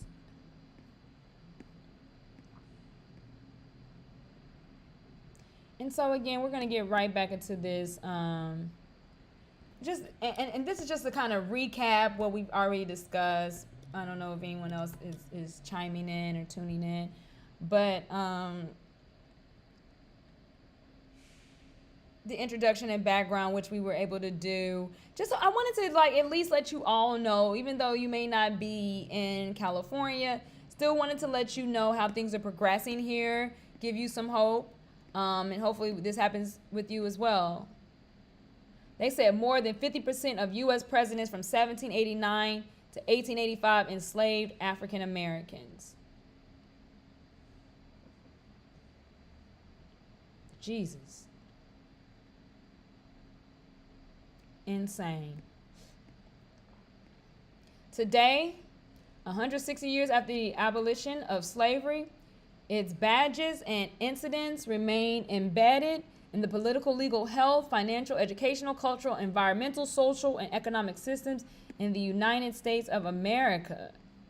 This is the executive summary. You can get down in more details about the summary of this report and the task force findings. They are talking about just all forms of racial terrorism.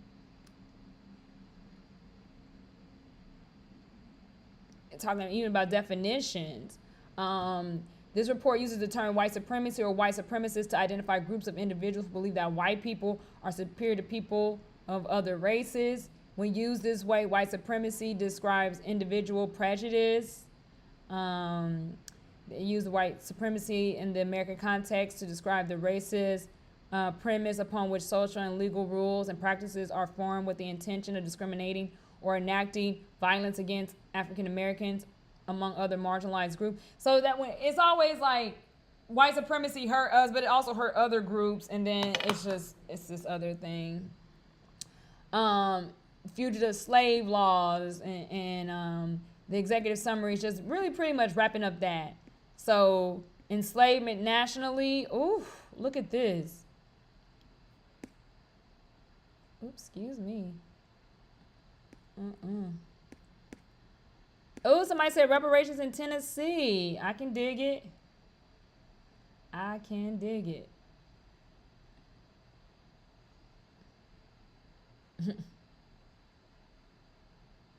Yeah, Tennessee. Whoo, them southern states, those red states, y'all got y'all work cut out for y'all.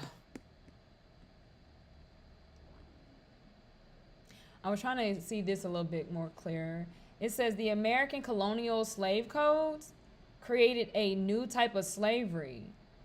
Again, they're not just stating the harms, they're also talking about solutions and proposals, but the American colonial slave codes created a new type of slavery that was different from the slavery which existed in pre-modern times. Babies were enslaved at birth for their entire lives and for the entire lives of their children and their children's children. These laws deny political, legal, and social rights to free and enslaved black people alike in order to more easily control enslaved people. We know now that a lot of these people were indigenous, so this was all about subduing indigenous populations. These laws divided white people from black people by making interracial marriage a crime. Everything was a crime. So if we put them in jail, then we can justify whipping them, beating them, treating them inhumanely. If we make them all criminals, they're just default known as criminals, then the public will be on our side. So there's a lot of immigrants that come here and say, these people are criminals, and this is because they are here to benefit from genocide and acts of terrorism and mercenaries and paramilitary against indigenous people, even though they miss quotas and call us Africans. So again, even the misnomer of calling us Africans is to make us appear as foreigners and like we shouldn't be here. We should just get off the continent altogether. They're still really trying to create a white society. So we gotta be very, very careful and vigilant how we move. But scholars estimate that up to 1,500 enslaved African Americans lived in California in 1852. Racial terrorism, they talked about that. Y'all, we talked about political disenfranchisement, not so much, but think about it like Medgar Evers. Oh, look at this. Oh my gosh. Rayfield London, Republican candidate for the California Assembly, inspects a burnt cross, 1816 East 122nd Street in Los Angeles.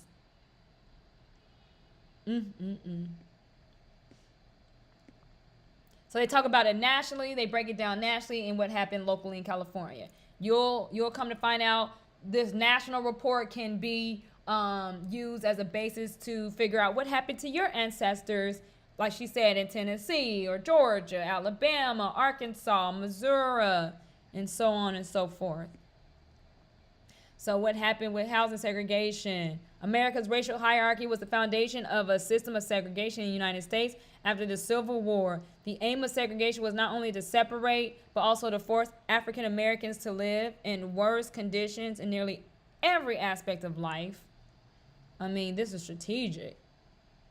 Government actors working with private individuals, like kind of what we saw with the Supreme Court in the terminating of affirmative action. You saw these actors, somebody that is not even a U.S. citizen, but can come in with private individuals funding and sponsoring and can upend American case law.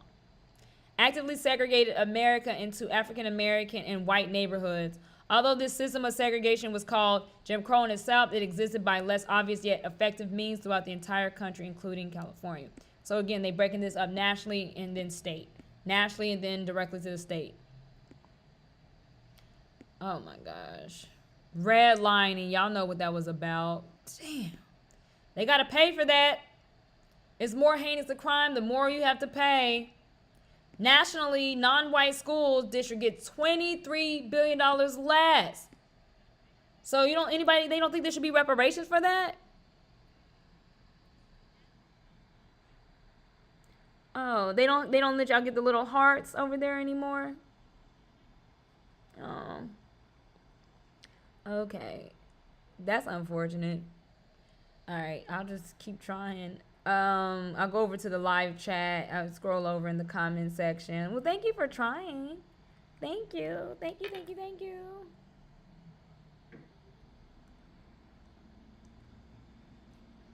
Okay.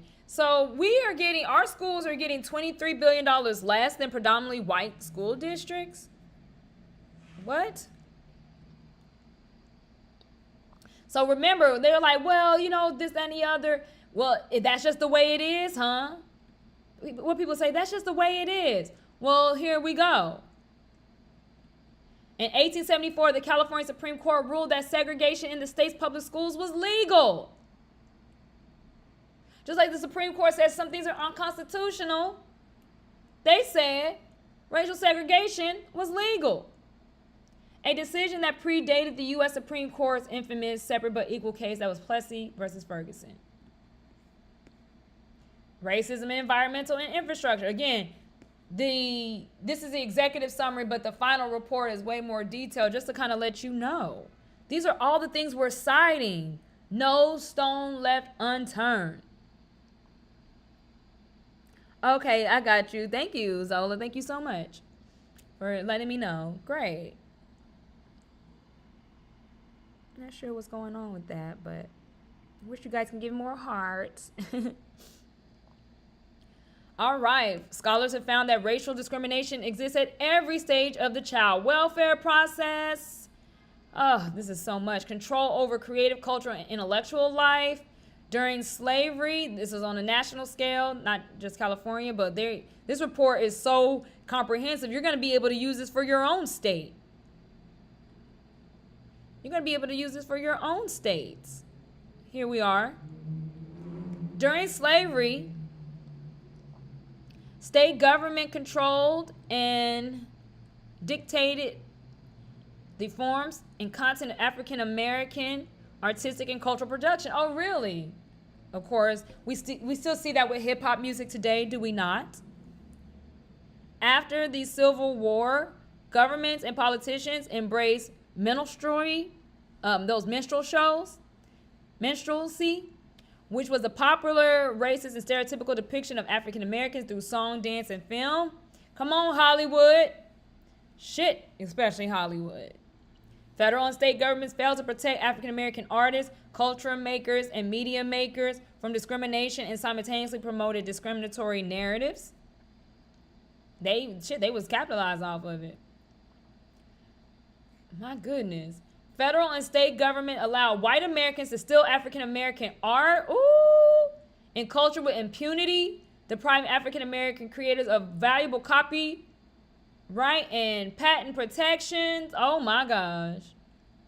So that's why you got so many white people running around like cosplaying like they're the indigenous people.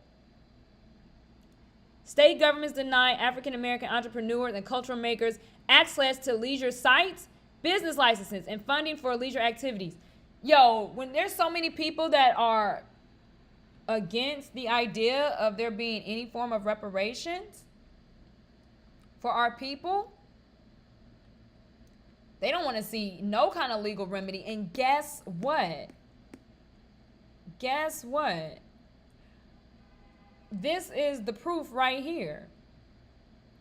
They cited every single aspect, even to the point of them stealing our ideas, saying, we're taking your ideas, you can't get a business license, we're going to take your idea and make millions off your idea because you were trying to create some type of business opportunity for yourself and your family. We're going to take your patent, we're not going to allow you to file patents. You're going to have to pay some reparations for that. There will be reparations for that. Our ancestors live on through us. We still feel their pain, and we will heal, and we will deal, and we will move on, and we will separate ourselves from these violent, evil people. Trust me, we do not want to be up under them. We are not trying to get closer to them and be proximate to them. We want proximity to wealth. And their wealth came through fraud. Their wealth came through criminality. Nothing they've done has been merit-based. It's all been based on suppression. Are y'all still here with me? Thank you. I appreciate that. Like I said, this is tough to get through. I'm just trying to get through this executive summary for those that are just tuning in. I appreciate you. Thank you. Those that just kind of sit and listen and learn. Welcome. Welcome. So this breaks it down on a national level, but it breaks it down statewide as well. Thank you.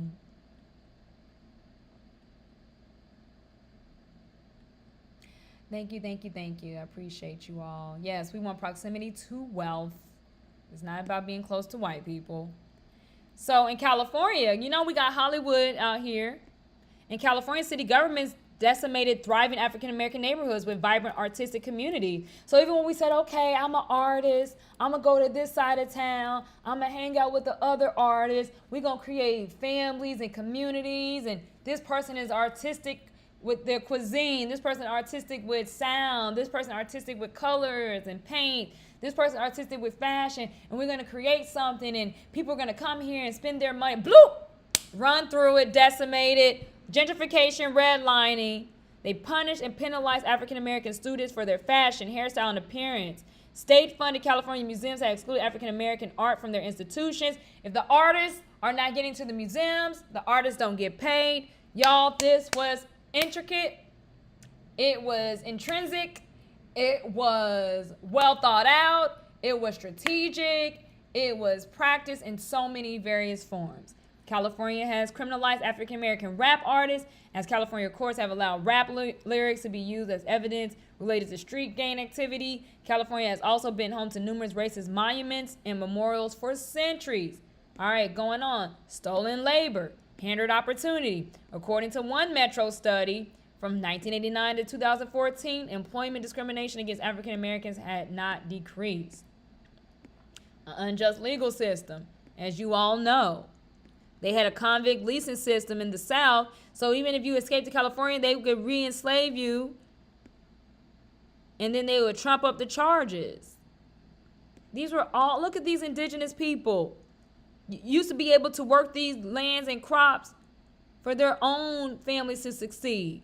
They know how to raise the crops better than anyone. How are you not educated, but you know how to do agriculture? Agriculture is big business. They stated all of these lawsuit after lawsuit, mental and physical harm and neglect. I said that earlier with the abandonment and neglect. Compared to white Californian men, African-American Californian men are 5 times more likely to die from prostate cancer. That's neglect in the healthcare system. We talked about the wealth gap. In 2019, white households own 9 times as much more money in assets than black households. So then they talk about the key findings. Like I said, you'll be able to, I'll put the link, but those are the key findings. So you think all of this and we don't have the right to sue? You think all these financial harms done? If a Canadian Chinese who is not even eligible to vote in the United States can claim harm due to affirmative action, they're not even a U.S. citizen. They literally coming in and telling you they can do whatever they want. They can get anybody to be the face of harms done. And we're gonna continue this reparations probably sometime over the weekend. But I wanted to show y'all this. It's an interactive. It's just as interactive. There's a report that is calling them out by names. I'll probably end up doing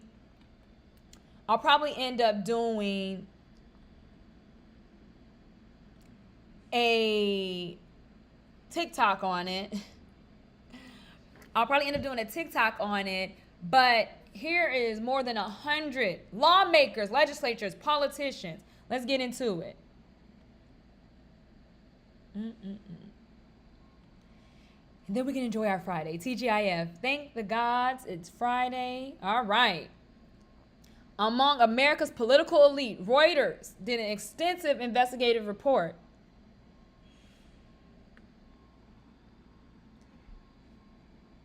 Five living presidents, including Barack Obama's ancestors, held slaves.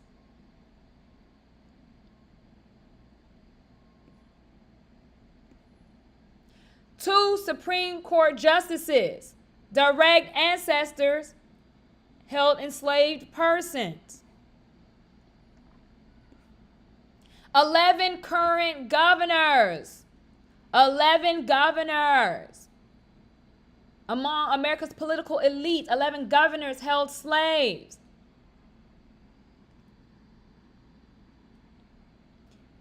More than 100 legislatures that we can count on one hand. The political elite. Descend from ancestors who enslaved black people.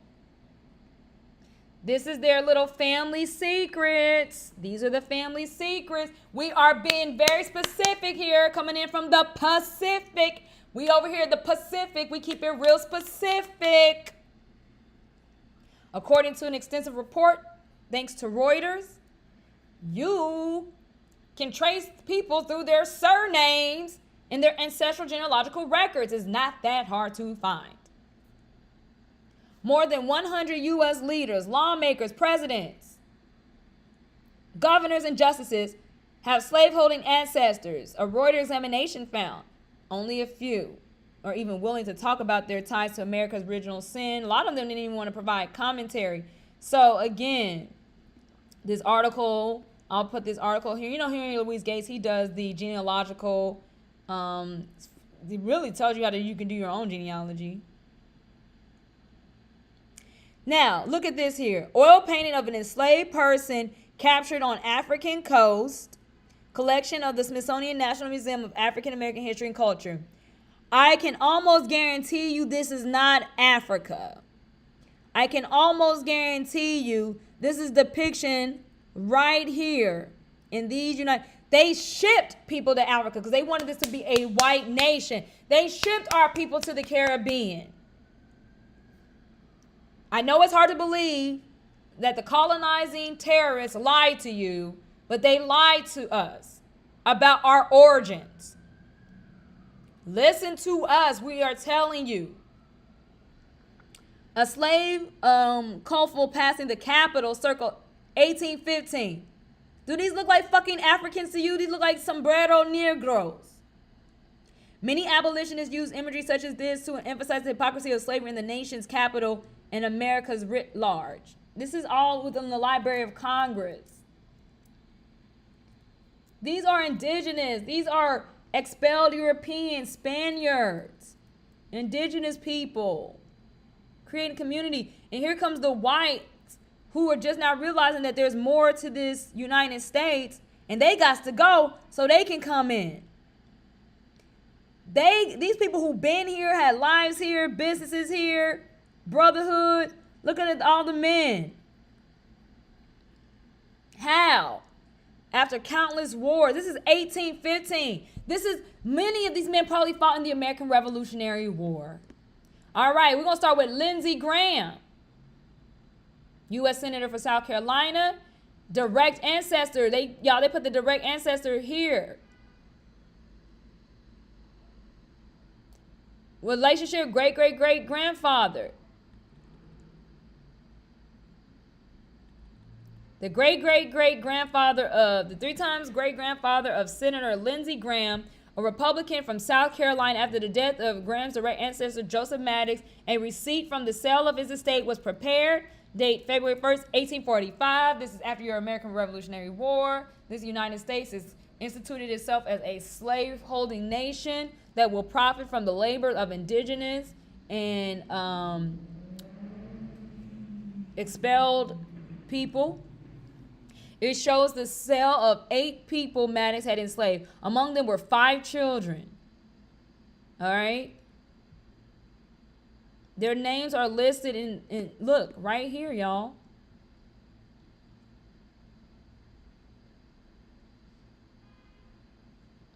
They didn't want to have no interviews about this. It's right there. So those people that are local, this is your local constituent, this is your local representative. So he doesn't want, they always want to talk about make America great again. Well, we're going to talk about your past ancestors. This person has the same last name as their direct ancestor. Nancy Mace, also from South Carolina. These are direct descendants. Great-great-grandmother.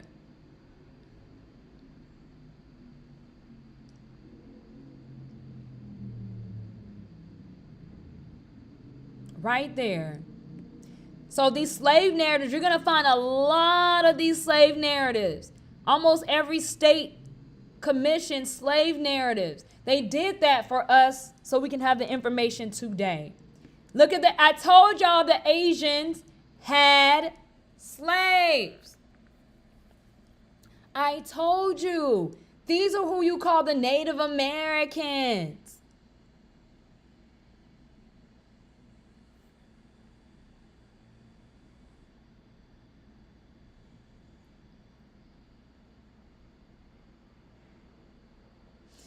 Whew.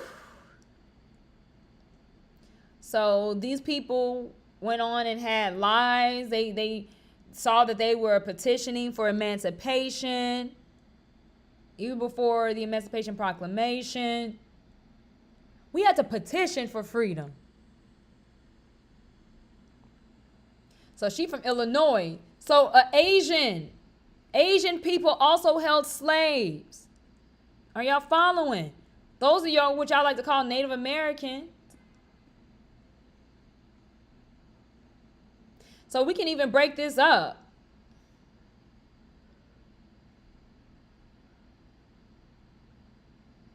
Most people said 23% overall said they're less likely to vote for somebody that had slave ancestors. 31% of Democrats, 35% of black people.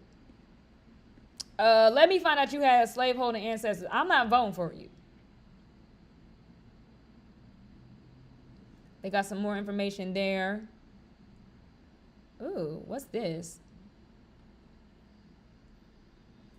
At a time of renewed debate over slavery and its legacy, slavery is the original sin. Many U.S. leaders have staked key positions on policies related to race. This legislation will not erase centuries of systemic racism and excessive policing in America. But what about their own family ties to slaveholding? A first-of-its-kind Reuters examination reveals the extent of the connections between America's most influential public officials and what is commonly called the country's original sin. Reuters found that 118 of America's most powerful leaders have direct ancestors who enslaved Black people. They include 5 living presidents, 2 Supreme Court justices, 11 governors, and at least 100 of the 536 members in the last sitting Congress. Reuters sought to understand what it means for them to learn in personal, specific, and sometimes graphic ways the facts behind their own family's part in slavery. Few of the leaders were willing to talk to us, however. A team of reporters traced the family trees of some of the most influential politicians in the country. Correspondent Tom Lassiter worked on the report. We took those initial sort of roadmap family trees and with a group of reporters went through and sought to verify each rung, each step, if you will, of the family tree. Use the census as sort of a main organizing document, but used many other sorts of documents: birth records, death records, marriage announcements, contemporary newspaper reports, local history books. I spent a lot of time under the dome of the Library of Congress looking at local histories. Yeah, it could be quite a process. And again, that's examining those documents, but also looking for other documents such as wills, family Bibles, tax records that would establish whether it was the case that the ancestor in question had enslaved people.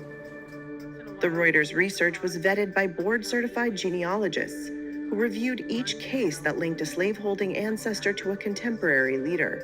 From conservative Justice Amy Coney Barrett and Republican Senators Mitch McConnell and Lindsey Graham, to Democrats Elizabeth Warren, Tammy Duckworth, and former President Barack Obama. LaBrenda Garrett Nelson was one of the genealogists.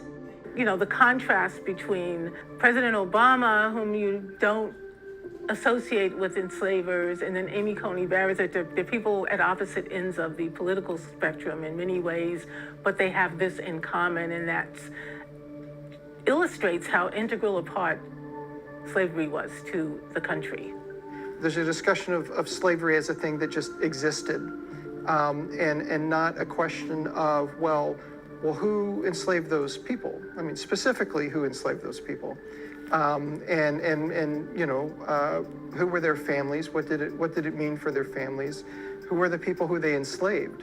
What did that mean not only for the enslaved, but for those who came after them, their descendants? And I think there's a first basic step of just establishment of facts. None of the 118 leaders identified by Reuters disputed the findings. Reuters made clear to each that it was not suggesting they were personally responsible for the actions of ancestors who lived 160 or more years ago. Even so, most remained silent on the subject. But Lassiter says the interviews Reuters did conduct were powerful, especially one with an Illinois member of Congress who called the information that Reuters unearthed gut-wrenching. I interviewed Senator Tammy Duckworth, who was familiar with the genealogy with the family tree, because her family had an amateur genealogist who really sort of mapped a lot of it out. But she did not know, this is through her father's side, which is from Virginia, that her ancestors had enslaved people.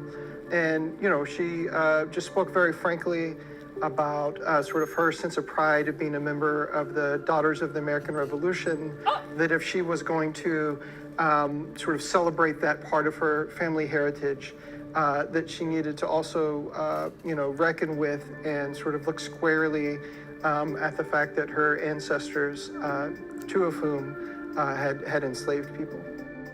California Representative Julia Brownlee told us she was hit to the very core to learn an ancestor had enslaved 2 adults and 1 child. I feel very much obligated to face up to my history, to learn my life and what happened, and you know, to bend into it. I think it's important for each member of Congress in terms of their heritage, and it is important for them to know that and bend into it. I mean, we as policymakers, members of Congress, we want to move our country forward to sort of that more perfect union, if you will. But we can't do that without knowing the scars in our history as well. The Reuters findings come at a time of renewed and intense debate about slavery's legacy in the United States. A national reparations policy is a moral, democratic, and economic imperative. And what, if anything, lawmakers should do about myriad matters related to race. From protests over police treatment of Black people, to the removal of Civil War-era monuments to the Confederacy, to how to teach about slavery and racism in American classrooms. Slavery was one of the biggest sins in our country, and it's important for us to teach history and the truths of our history, knowing that our democracy is not perfect. And to keep that from children is not a good thing. We want our children to be critical thinkers, to understand the decades of slavery that took place in our country, decades of segregation that took place in our country, decades of and continuing racial inequality in our country. Finding out that information will help everyone move forward, says New York Representative Gregory Meeks, whose great-grandfather was enslaved. You know, oftentimes when individuals say we need to go back to where America was, I don't want to go back to where America was. And I make sure that I articulate that to my colleagues. Seeking the truth makes us all better. It makes us understand what the past was so that we can also have a better today and tomorrow. We saw consistently in the polling that those who said their families had enslaved someone, those who said they knew that their family had enslaved someone, were more likely to support reparations, for example, and that held true across party lines. Potential voters said that, you know, knowing that candidates' ancestors had enslaved people might affect the way they voted. So I think I think these are, profound issues, not just of history, but of contemporary conversation in America. I really believe, especially with respect to this Reuters project, that some of the notables whose genealogies we reviewed will pause and think about what it means that they, again, were kind of indirect beneficiaries of slavery. It wasn't something that just happened 200 years ago.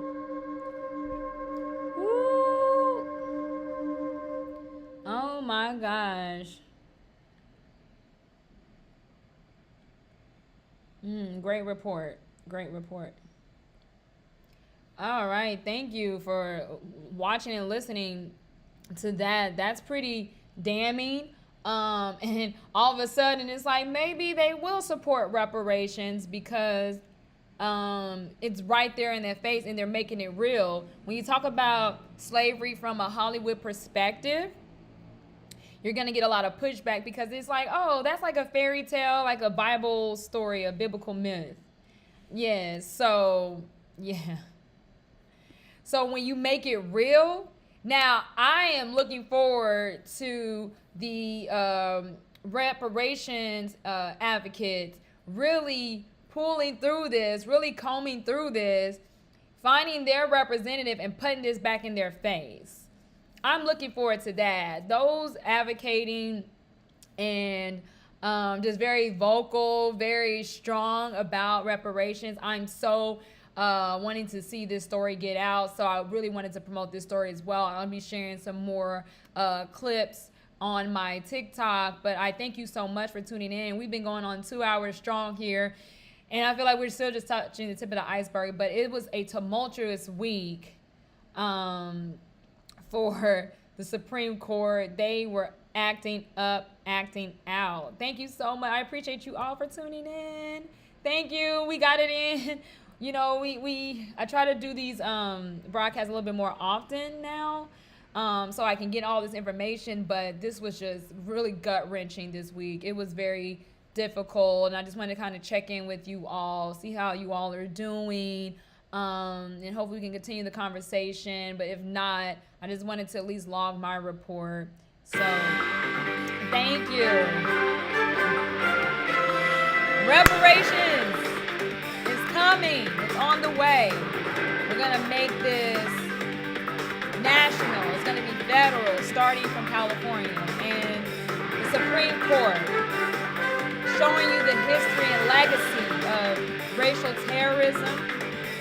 Unfortunately, we see that still being played with elite lawmakers So hopefully we'll continue to get better guidance from the Biden-Harris administration. I think everybody's kind of wanting to see, their response. And I think we'll hear from the president at some point this week. At some point, the president's got to speak up. So thank you so much. I appreciate you all. That's the news. I hope to have more stories for you next week. We'll keep the broadcast rolling more frequently. That's the goal. That's the plan. So we have a new look, as you can see. A new look here. Gonna keep this broadcast rocking and rolling. I appreciate you all. Thank you so much. Until next time. Thank you. Bye. Thank you to all that commented and watched and shared and received my invitation.